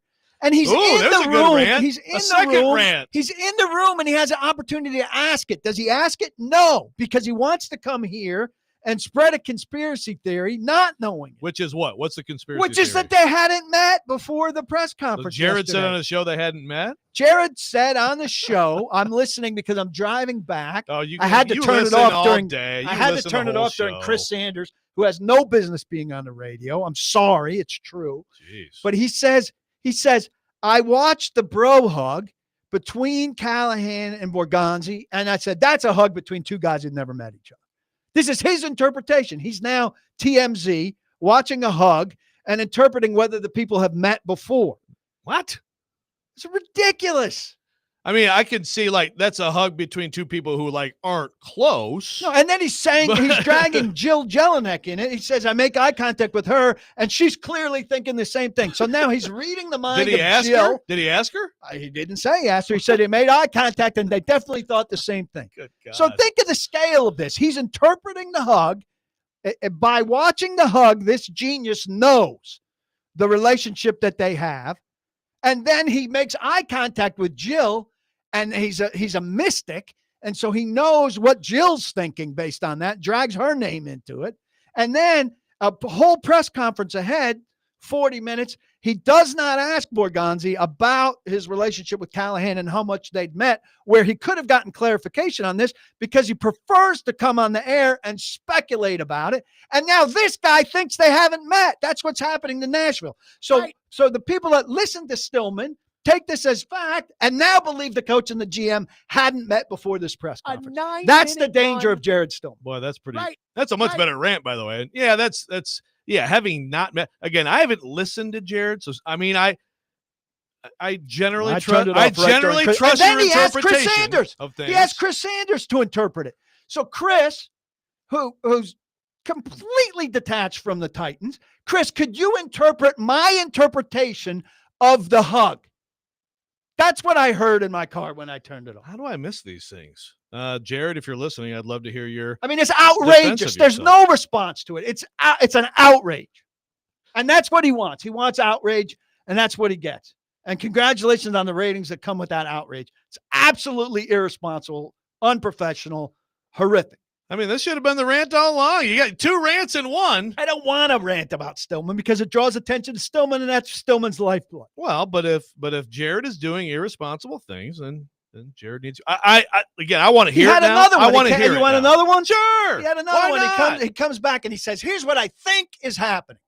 Now, he's been at 2 press conferences where he could have asked questions about this, but he didn't ask questions about it. He came back. He purposely didn't ask questions about it so he could come in here and say, this is what I think is happening, when it's not in evidence at all. The GM's going to pick the players and the coach is going to coach the players, as if the coach is going to have no involvement in the players whatsoever. You and I had the conversation earlier. Yeah, well, it's a recipe for disaster for a GM to pick players the coach doesn't want. There was no indication yesterday at all that Mike Borgonzi would be picking players against or like Brian Callahan's completely will. Independent of Independent. That's a terrible And idea. there's no It's a terrible team idea. in the league that is having a GM pick players that the coach doesn't want. Maybe, as I said, a 7th rounder where he says, hey, I really would like you, Brian, to take this guy, even though you're not sold on him, because I really see something. And I believe you can make him work, you and your inside linebackers coach or whatever. Yeah. But an earlier round guy, there is no way Mike Morganzi is just like, these are 2 distinctly separate departments, and the team is being assembled over here, and the coach is dealing with what he gets over there. That's an old school mentality that existed once upon a time that is completely gone now in collaborative NFL. And Jared could have easily said, so Mike, it sounds like you're picking the players and Brian's not going to have, but he doesn't ask it because he wants to come in here and stir things up by saying what I believe is now I'll go to my kid's haircut and somebody will say, so I hear Borgonzi's going to pick the players separate of Callahan and not have it. So I've heard the spiel, which is like crispy, and it's like, that's right. Crispy said it once, so it's it. And Floyd touched on it once, so that's the rule. Coach you. Pick him, I coach him. That is a terrible Hockey idea. and football I are hope that exactly Jared the same. doesn't think that's actually like a good idea. It's not even reality. I think that's what's happening. That's what I came back, and I think that's what's happening. And because I think that's what's happening, you should go around town and tell everybody that's what's happening. And now this whole thing will be miscast and more confused, and it'll be more confused because I, the master of confusion, have helped the whole city get confused about it. And when we come back, Charles Robinson will join the show. We'll see if he has any thoughts on this. Robby and Rex Show, 102.5, 106.3 The Game.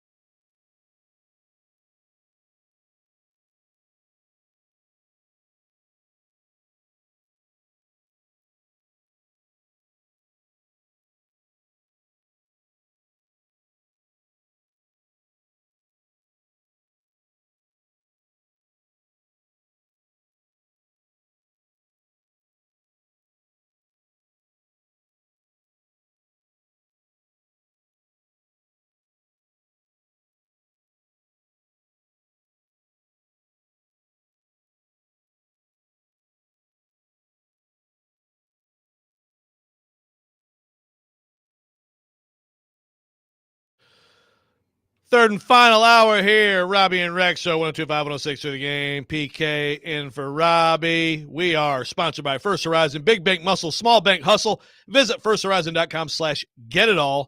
We are broadcasting for the Busy Bee Plumbing, Heating, Air Conditioning, Game Nashville Studios, home of the $99 yearly Beehive membership, where the buzz is always about great service. And we're very happy to welcome in our next guest for his weekly segment, Charles Robinson, Yahoo Sports. Charles, we never have a shortage of things to talk about, but obviously this week, big day here in Nashville yesterday, the introduction of a new general manager for the Tennessee Titans, Mike Borgonzi. And Charles, I just want to start with this. Do you know of a press conference in which a general manager or head coach was introduced in which the owner did not bother to show up to the press conference? When are we going to talk to Amy? Again, I have no illusions about interviewing Amy. I have no illusions. Sure. I'm saying showing up to the thing. Right. Have you heard of this? Support the guy. I would strain to think of the last time I can remember two individuals like Brinker and Borgonzi being, sitting up there and a complete no-show by the owner. I mean, at least, even if not sitting up there, being in the room, right? Yeah, being somewhere, being on the premises. Yeah, an acknowledgement of, the involvement in the process, I don't want to say the stamp of approval, but obviously there's an element of that, being in the room for it. I would say it's very unusual. I think what's going on with Amy in general is very unusual in terms of the total lack of availability at all, regarding so many different decisions. And it's really, really starting to stand out. I think when you look across the league and you see a number of owners, even those that are perceived as out of touch with their operations, making themselves available at some point to answer questions or just to completely no-show a moment like this in the franchise is certainly odd, particularly considering where the franchise is right now. I mean, you're at the top of the draft. Things are listing, I think, considerably the last few years. You got to show up to at least show your approval or your involvement in the process. So yeah, it's definitely weird. It's an odd decision, and I'd be curious to know what the thought process is behind that. Completely removing yourself from anything, particularly a day like this. I mean, that was weird to me. Yeah, and for context, I mean, she has. There's been a lot of these lately. Been a lot of these, intro pressers of new people. She's been there and introduced, said a couple words, got out of the way, and there you go. That's all you have to do. So it's also in the context of her normal routine. It's a departure too, which makes it weird. Okay, but to be fair, even her normal routine is odd. Sure, it is odd. Yeah, sure. I think Paul's right. I think it's odd. It's considering the amount of change that's occurred inside the franchise to not at some point take any organic questions from media members it's definitely weird. Even I would say even owners looking for cover will take an opportunity at like an owners meeting because they're like, okay, hey, there's not really a ton of people from my market here. I'll stop and talk to some reporters. And that gives me at least the illusion of, hey, I'm not completely unavailable. I stopped in between meetings at the owners meeting and addressed, revenue sharing or whatever stupid issue that really nobody in my market cares about, or no one, following my team cares about, but at least I feign some sort of availability to the media. That hasn't even happened. So I was the only Titans reporter at the owners meeting last year. Yeah. She could have easily. And previously she has talked to you. Previously, years ago, she talked to me there, and it was easy. I mean, she was very easy to talk to. So I don't know what it's not hard. I mean, I've seen it happen before where I've seen owners duck. Like Dan Snyder would do it at times where you were like, I would see Snyder. And that's who you want to be compared to. Well, but you would look at sort of the gaggle of people and be like, okay, well, there's no Washington reporters in that gaggle. I see why Dan saw the opportunity to stop and say a few words, or, it's not, you can see the game played and even the game's not being played. It's just like, all right, I'm going to step away and really not, I guess I don't get it at this point. Why you would remove yourself maybe if you're like selling the team and you're just like, hey, I'm completely disconnecting from this, but even, it's becoming very, very overtly obvious now. And now it's a thing. Like before it wasn't a thing. Now it's a thing. It's like sort of like, when is Amy going to talk? When is Amy going to be available? Is that ever going to happen? Never. And why isn't it happening? Paging Lockhan 4 and John Bon Jovi, by the way. But Charles, what do you think of Borgonzi, the hire, the Borgonzi Brinker partnership? Now that they spent a lot of time explaining it yesterday. Well, we talked about it last week. I think it's interesting because I think they kind of went away a little bit from what we talked about last week, which is me saying like, hey, there's some splintering of this general manager position. You see situations where it's like, I'm hiring someone to be my chief scout to handle, the personnel groupings, to handle the scouts on the road, all these different things. But really, it's all about scouting. I don't think Borgonzi is that kind of hire. I mean, he's a more broad hire. Like, I think John Eric Sullivan would have been that kind of hire. I don't think Borgonzi is the same kind of hire. Borgonzi comes from a situation in Kansas City where, even though it's a fairly tight knit, decision-making circle in Kansas City, he's involved. He was definitely involved in that. He was a part of that. And I told you years ago when I went into the Kansas City, franchise, when Dorsey was still there, and everybody said, well, we've really got 4 general managers. We've got Dorsey, we've got, assistant GM Ballard, assistant GM Veach, assistant GM Borgonzi. All these guys are going to be GMs someday. But I also said last week, it's really interesting. They were moving quickly on their second round of interviews, and Borgonzi was among them. But he's definitely a broader picture guy, in terms of what he would be hired. You knew that anywhere he goes, you're like, okay, he's not just going to be put sort of into a corner. And he's like Brinker. He very much. I mean, he's, in terms of the big picture view, I think he's very much like Brinker. I don't think his background is necessarily the same as Brinker. Brinker definitely was more of a grinder early in his career from a scouting standpoint, being on the road. But he's like Brinker in the sense that, it's interesting when you saw some of the things that the Titans were involved in with the Chiefs when it came to personnel. Who was Brinker talking to? He was talking to Mike Borgonzi. And then you see some of the connective tissue, like Dorsey is really the connective tissue here, right? Dorsey was in Green Bay, overlapped with Brinker there. So some of how the evaluation systems work in Green Bay. He brings that to Kansas City. And then obviously that's where the connective tissue happens with Borgonzi. But I think it's beyond that. Brinker knows him from, as I said previously, Brinker knows a lot of people across the league because of being out there, talking to, different individuals from different teams, being on the road, being at, all-star games, being at, the combine, all these different things.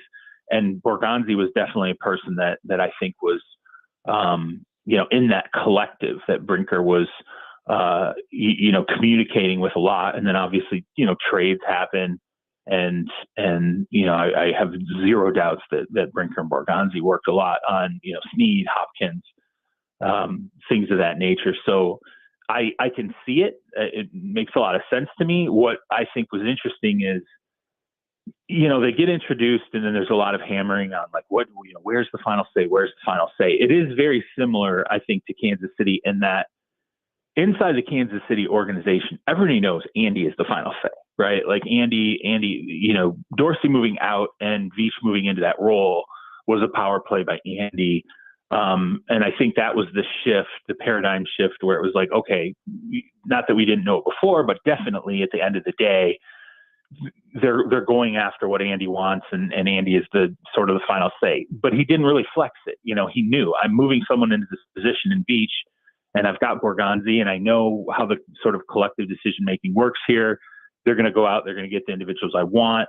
I think that's very similar to what the setup will be in Kansas City. Does Brinker have final say? Sure. But is Borgonzi basically positioned to run things? Yeah. I mean, I which is a little bit of surprise, because I think we talked about this last week. Like, how's that going to look? Is the person hired really going to be running a lot of meetings? Are they going to be a lot of the, doing a lot of the cross-departmental sort of meshing, these different departments together? I think, yeah, the answer is yes. I think Borgonzi will be doing that. And even though I think Brinker will have that final say, I don't, assuming it works like it works in Kansas City, I don't foresee a lot of, Brinker stepping in and going, no, I don't agree with this first round.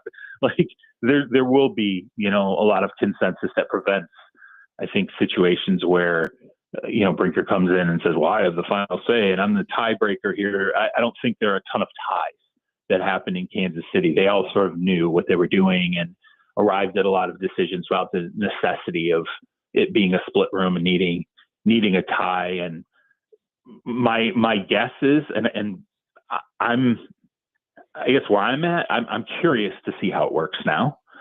This is a little bit different than what I expected. I think it's a good hire. I mean, Borgonzi is very much respected. He's been at the top of a lot of GM lists for a couple of years now. He's been groomed for this kind of a job for a number of years now. I mean, we're talking years and years and years ago when I go into Kansas City and I'm hearing he's a future general manager on the totem pole.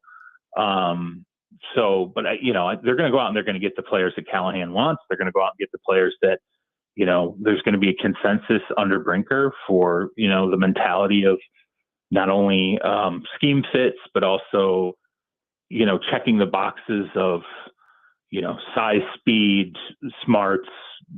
They'll have a template. That's the Green Bay way, is to have sort of a template. And I think that's certainly what Dorsey brought to Kansas City. And I'm sure that's what Borgonzi learned.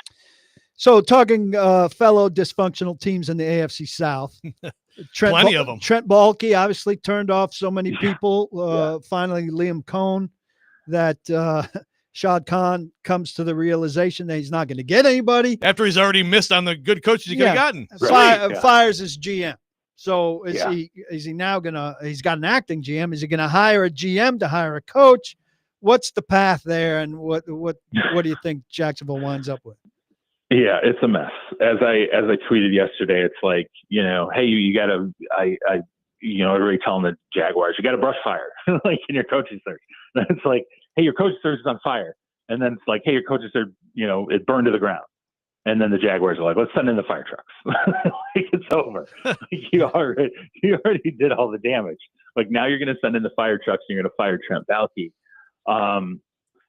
Like, this was the most known quantifiable thing of any team out there, like looking for a head coach.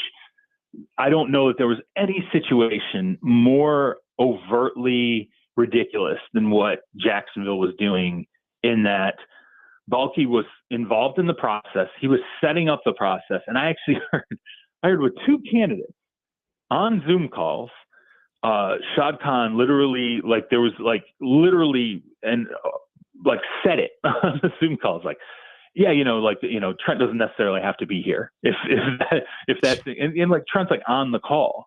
And if you're a coach and you're interviewing for that, you're sitting there going, oh my God, like, this is really awkward. Like, what are we doing here? We're like, this is, it's the guy who set up the whole entire process. And then you have an owner going, hey, it's not a precondition of this job that Trent Baalke will be your general manager. That's not great to have that happen. It feels very dysfunctional. I think and the candidates, I think, found it very dysfunctional. And I think the most damaging thing is, like, Liam Cohen wasn't the backup option. He was the number one. And I tried to illustrate this in some of the things when I was, a couple of days, I don't know, maybe it was a week and a half ago, 2 weeks ago, whatever it was. I said, all right, well, let me try to spitball where I think these coaches are all going to end up.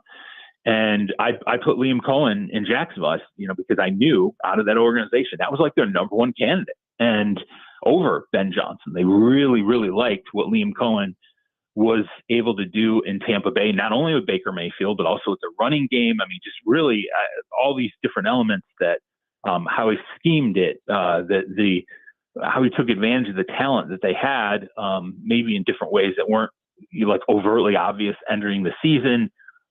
He did a great job in the wake of Dave Canales leaving, and for them then to lose him, and I think it was obvious to them on the back end of it when he decided to stay with Tampa that the Baalke situation was a significant factor in that occurring. Then to come out and go, yeah, we're going to go ahead and separate from Trent Baalke here because we just lost what I believe was their number one candidate. And then we're having other significantly obvious issues of coaches who don't want to go near that job because they're advised, if they don't know already on their own, they're advised by everybody, steer clear of that. You don't want anything to do with Trent. Here's the past history. Like everyone believes that, he snaked Jim Harbaugh in San Francisco, and that he snaked Doug Peterson. Like even Peterson, this is wild. During the course of the season, if you watched any of the Jaguars press conferences, like there were so many moments where I'm like, is Doug trying to get fired? Like at this point, because he was like, reporters would say, hey, Shad Khan said that this is the best group of talent he's ever seen. I'm paraphrasing here, but there was like one moment and where Doug's like, I never said that. Like he's like making faces, and you're sitting there and you're watching like, oh my God, like this is clearly. I mean, he'd have to have like the neon Beetlejuice sign where he's like Trent Baalke. Like I am literally pointing at this guy as being the seed for all this stuff that you're hearing. But then you see how the team's performing. Like this isn't just a coaching problem. It was overtly obvious to everyone in the league. No one understood why Trent wasn't, why the situation wasn't dealt with prior to this occurring. And it was interesting. At one point I asked someone in the building, I said, why? Like, what do you think? What's the rationale? And this person said to me, I don't think ownership knows how to set up the process. I don't think ownership knows how to arrange like basically coaching interviews and sort of put the structure in place to go and hunt a coach. Trent knows that. So he's still clearly useful. And, so that's basically what I was told. There was a thought process in the building. Maybe he's being kept to run the search, and then we'll see if he survives, the search. And believe me, like there are people in the building who are like, yeah, we don't get it. Like we don't understand. Like even in the building, they're like, this doesn't make a lot of sense how this is really, unfolding. And to lose Cohen, who I think had Baalke not been there, I think Cohen's their coach, right? If they go through this process and Baalke's not the general manager, I think Liam Cohen is the coach of the Jaguars today. And I think that's what they figured out once he pulled out. So yeah, I'm going to go ahead and go back to Tampa Bay and, does the Ben Johnson thing last year with Detroit. I think they realized how much they had damaged sort of their pursuit of this. And, so now they're trying to repair it. Now I have no idea where they go from here because it's as jacked up as anything I've seen in a while. It's not even really similar to what Ben Johnson did in Detroit. I think Ben Johnson went back to Detroit partially because he was like, I want to go back. I think we win a Super Bowl. I feel like my work's not done here. I don't think that was what Liam Cohen went back to Tampa for. Speaking of Lions, how do you think they bounce back here? Down 2 coordinators and their defensive line coach and Terrell Williams. Have we seen their best shot at this? I will recount a conversation I had with John Lynch in the summer where we were talking about, when you start to lose, whether it's players or coaches or whatever. And Lynch said to me, the worst part of this is we didn't even win the Super Bowl. He's like, it's one thing when you walk out of it with a ring and, I'm kind of paraphrasing what he told me, but he was like, you feel like, okay, it's the trade-off. We got our ring. We're losing pieces here. We're running into cap issues or whatever it is, but we brought home the baby. And and he expressed a disappointment of not doing that. They at least went to the Super Bowl. Detroit didn't get to the Super Bowl, and they're getting stripped for parts right now. As you said, you're losing two coordinators and a really key assistant coach, and it's very difficult. They're going to promote. I think I'm curious to see how this goes because they have candidates obviously from within. Hank Fraley, is it of Hank Fraley? He's either going to go to the Bears or stay with the Lions, right? Hey, he's getting, the Seahawks thought he could be an offensive coordinator. So I think internally they're like, okay, we do have coordinator candidates. I've also heard though that they're going to poke around externally and see, what the availability is, maybe some other coaches. It's not a great situation with Detroit. I mean, obviously I think Ben Johnson is not replaceable in terms of his creativity, how he, functioned with the scheme, how focused he was. I heard like amongst the assistant coaches, like he was by far the guy who was most obsessed with his job and constantly in the facility and like he was. I hate to use the whole, having a bed in your office, type of situation, which I think we're sort of past that era, but he was kind of that type where his light was always on. You'd show up at 5 a.m, his light was on in his office. You'd leave at, midnight, his light was on in his office. And that was just sort of how he functioned. It's hard to lose, that type of guy. Now, that said, the core, the roster is fine. I mean, they're retaining all their pieces, which is great. I think they should still be a very high level offense. They have all the talent back. Defensively, they're going to gain a ton of pieces back. And then you have a lot of backups and depth that had a number of got a lot of experience, a lot of snaps this year. So the talent's not the problem. It's just sort of the brain drain, from a scheme and a play calling standpoint. It's going to be a challenge. And I can't tell you right now that I know exactly how they're going to work it out because, even with internal candidates, like I'll give you Scotty Montgomery, just like an example. Like, I remember going through Pittsburgh the years when Scotty was there and he was very well thought of, but I didn't often hear people internally like, Scotty's going to eventually be our offensive coordinator. Like I never really heard that about Scotty. So it's interesting that he's sort of one of the ones that's coming up now as a potential OC. And I don't know if that's just, maybe it's development. It's where Scotty is at this point. He's grown, or it's sort of, okay, let's look at the best, most tenured assistants we have who we think have a handle on what we were doing before and the continuity. So Detroit's in a tough spot. Yeah, maybe if Ben Johnson took a nap, he wouldn't have had Jameson Williams thrown into double coverage and the most important drive of the season. But who am I to question? Who am I to question a great coach? I don't think either guy had their greatest performance against the Washington Commanders. And I'll be completely honest with you. At one point last week, prior to the game, I said to someone, look, I don't know, man, like Jane Daniels is a problem because it's not that he doesn't take sacks. It's that he produces, he moves around. Like he can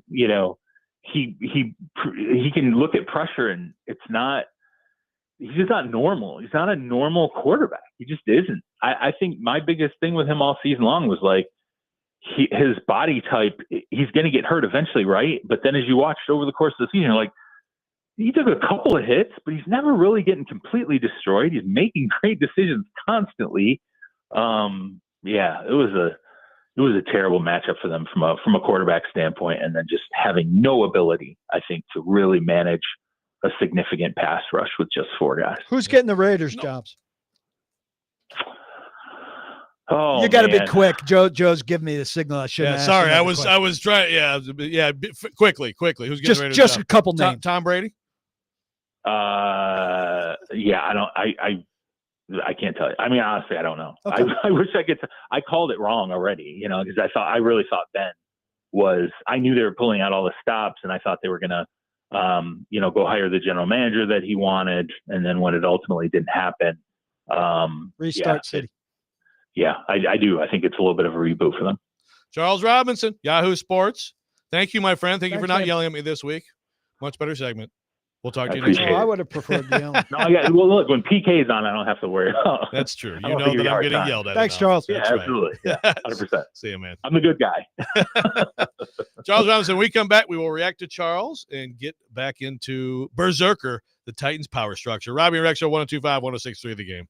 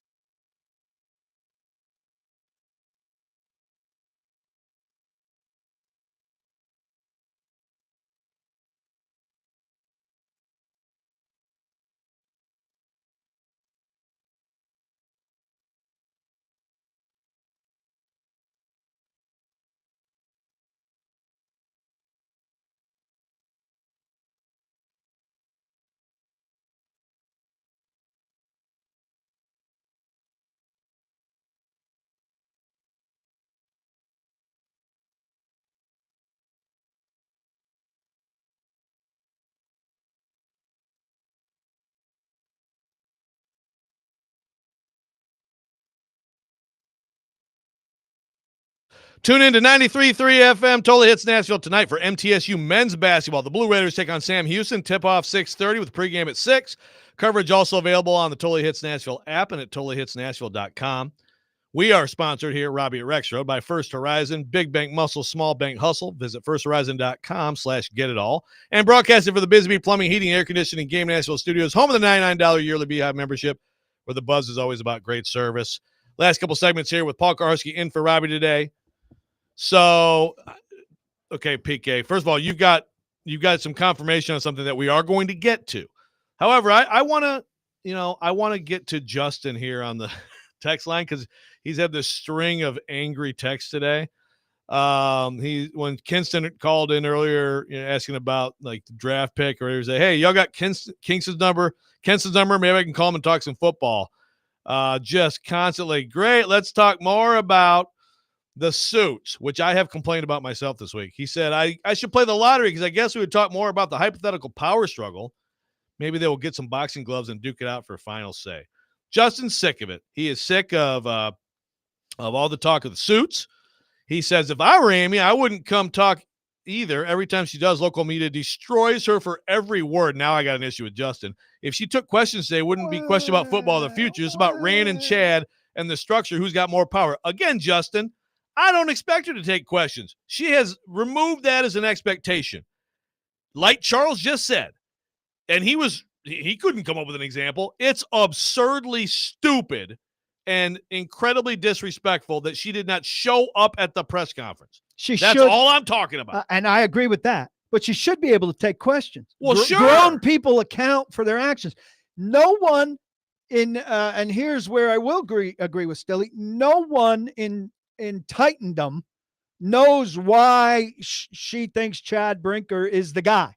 I think that's reasonable for us to want to hear from her as to why this franchise is being led by Chad Brinker. Yes. Now, to even though that was a terrible last text there, Justin, on the Amy, I hear what Justin's saying about football. You have some actual football to talk about. Let's just say this. Is it Justin? Yes. Yeah, know the calendar. There's no Titans football being played right now. If you're a fan of the Titans, the story about the Titans right now is that they just introduced a new GM.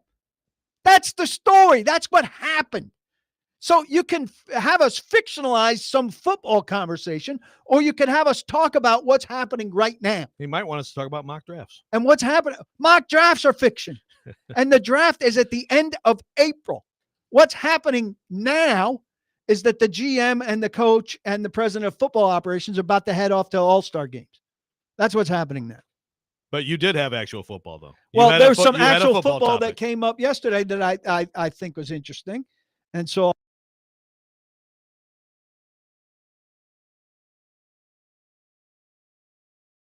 requirements, because I think there is going to be, it's my perception, that there's going to be a little bit of a shift from tough and smart, which was kind of Vrabel's thing, right? He thought tough and smart could conquer a lot, to size and speed. Are you ripping Aaron Brewer? Are you subtweeting Aaron Brewer right now? Tough as a $2 steak? Well, I think there's room for some Aaron Brewer types, and this is what Brinker said. There are some spots where maybe if you can't find the complete package, what are those positions where we can get away with, or where we can actually need somebody who is just a smart, tough, gritty football player? But there are other positions that you simply have to have the speed. You have to have the explosiveness. You have to have the size and the length to affect the game. I don't know that we've heard a lot of that from the Titans, where they didn't. This was a Vrabel thing. He thought he could make up with anything, And here, I think we're talking receivers. I think we're talking corners. I think we're talking edge rushers, which has been ignored by this franchise since 2010, the last first rounder, and Derek Morgan at that position, that they need a certain speed, a certain explosiveness, a certain size and length. That suggests some minimums there where, This little guy might look good, and you might look at him and say he's absolutely a football player, and we're going to resist that because we know and experience shows us that really to make it, the percentages say you've got to be X and Y in order to cut it. Yeah, and we're getting X and Y. Yeah, I hear you. That's a very interesting take. We have one more segment with PK. We have a little bit. He found a little confirmation for us on something key with a bro hug. Also coming up next, Robby and Rex, 102.5, 106.3 The Game.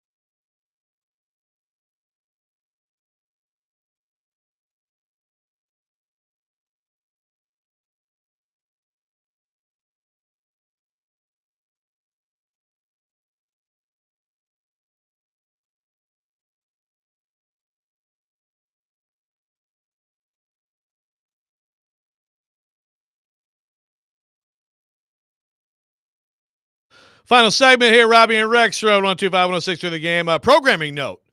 Right here on this network at 12:30, Mike Borgonzi will be on with DVD with Vingan, with D-Mace, and I believe with Willie as well. So there you go. Mike Borgonzi will be on at 12:30. You have some information, PK. Mike Borgonzi in the process of hiring him. Did Brian Callahan meet him for the first time yesterday? He did not. So despite the fact that this station's afternoon host cast himself yesterday as a body language expert and read that the bro hug between the head coach and the new GM was the first time they met, and then had a second body language expert, Chris Sanders, break down Stillman's breakdown, Stillbilly's breakdown. So there were two people breaking it down. But Jill and he was calling Jill Jelnick also Jelnick's saw eye it. contact. He interpreted Jill Jelnick's eye contact as approval. So we had three non-body language experts, one unwittingly involved in this, all deciding based on nothing except observation that it was the first time they had met. Brian Callahan actually, if you just ask around and get factual information, was in the interview, the live interview when Borgonzi came to Nashville. I mean, how could he have not have been, right? Of course he was. How he not have been is because it's made for better radio to interpret the hug. After a day of factual question asking, what could I do that will spark the audience, that will stir things up, and have this guy call in and say, hey, I heard they never met before the press conference yesterday. Well, he was asking. He did text back, and he said, I wasn't saying I believed it. I just wanted clarification. Yeah, well, So don't believe. Don't believe what you hear. You got some clarification. I still need to hear all this. I got to find a hot take. I've had a lot of information given to me today. What could I come up with that will stir things up and make it seem like something nefarious happened there? I mean, you could come up with nefarious stuff. I need to hear this still. I'm getting this from you secondhand. Also, I gotta reject out of hand anything negative said about Chris Sanders. I'd just like to say that on the record. So I have to rebuff you there. But I need to hear Stillman actually saying Chris Sanders, somewhat an innocent victim here. Somewhat an innocent victim, because Stillman's putting him in a seat to be an expert to interpret something that didn't actually happen. Did you hear any of this, Keezer? No, Keezer, no. Okay. But Chris Sanders is a weekly guest. I'm sorry. It's very low. You don't need to. Okay, fine, whatever, man. Okay, well, let's keep it to I the get last to 3 be minutes. honest here, Joe. Do you have me in to come and lie? I didn't say to lie. You don't always have to say everything that comes to your mind. Right. You know what I mean? No one asked you, hey, Paul, give me your honest opinion of this person. I'm you evaluating introduced this segment that was filled with intentional mistruths. All right. Well, I am gonna. Today, you know what else? What else I heard in that I segment is that Borgonzi Borgonzi's going to give Callahan players he doesn't want. Yeah. Well, that's ridiculous. And that there's no one in this league that's success. I mean, go look around at any of these teams, whether it's the coach, whether it's a Reed situation or a Shanahan situation or whatever, whatever the situation is with like Dan Campbell and the Lions draft, where they're hugging them when they get Jahmyr Gibbs. I mean, of course the coach has to be in on every step of the way, every interview. Not here, just listen to two. Yeah, and that's so. Again, I need to just want to make sure that you're not. At least he said he thinks this is what's going to happen. He thinks this is what's happening. Well, that would just be terrible, terrible business. Like, no one does that. No one does that. That makes no sense at all. I mean, you have to, of course, fit your scheme to your talent. That's what a good coach does. But also, you're still looking for talent that fits your scheme. And you're looking for players that fit what you want to do so that the two things can mesh, right? I mean, you just said, okay, well, you let me know and I'll just coach him up. That's, again, it's not 1978. I'll just come on the field and see who's there. Yeah. All right. 92. Who are you? I'm Callahan. Wait, 92. Is that Kevin Dodd's number, by the way? Was Kevin Dodd 92? I think he was. I think he probably was. That's a Freudian I just slip. picked a random Freudian number. slip right there for you. We've been talking about Kevin Dodd. John Robinson had private workouts with Kevin Dodd, like on Tuesdays. Oh, you're saying after he was here? Yeah. I mean, when he knew things were going south, he hands-on more. Like he did like Vrabel? He Yeah. made like Vrabel and put on the stuff and yeah. I did not know that. Didn't work. Oh. It didn't work very But well. I mean, he was trying everything humanly possible to make that guy turn out to be who he thought he was going to be. I respect it. All right, your final thought on all that took place yesterday for Titans fans. If you leave the Titans fans with one thought today, what is it? Make them prove it. That's my theme for the whole offseason. Make them prove it. You can be a little bit encouraged, but make them prove it. And it's going to be some time before they can prove it. Yeah, but you got to slow it down. But this offseason needs to be good, and there needs to be a demonstration of a good offseason to some degree in the fall. Agree? Absolutely. Well, there you go. Thank you for coming in, and we'll see what happens tomorrow. Who knows what tomorrow may bring? Who knows what time I might or might not get a text. Don't block the box. Be sure to lock your locks. Jason Big Joe next. Robby Rexrode 102.5, 106.3 The Game.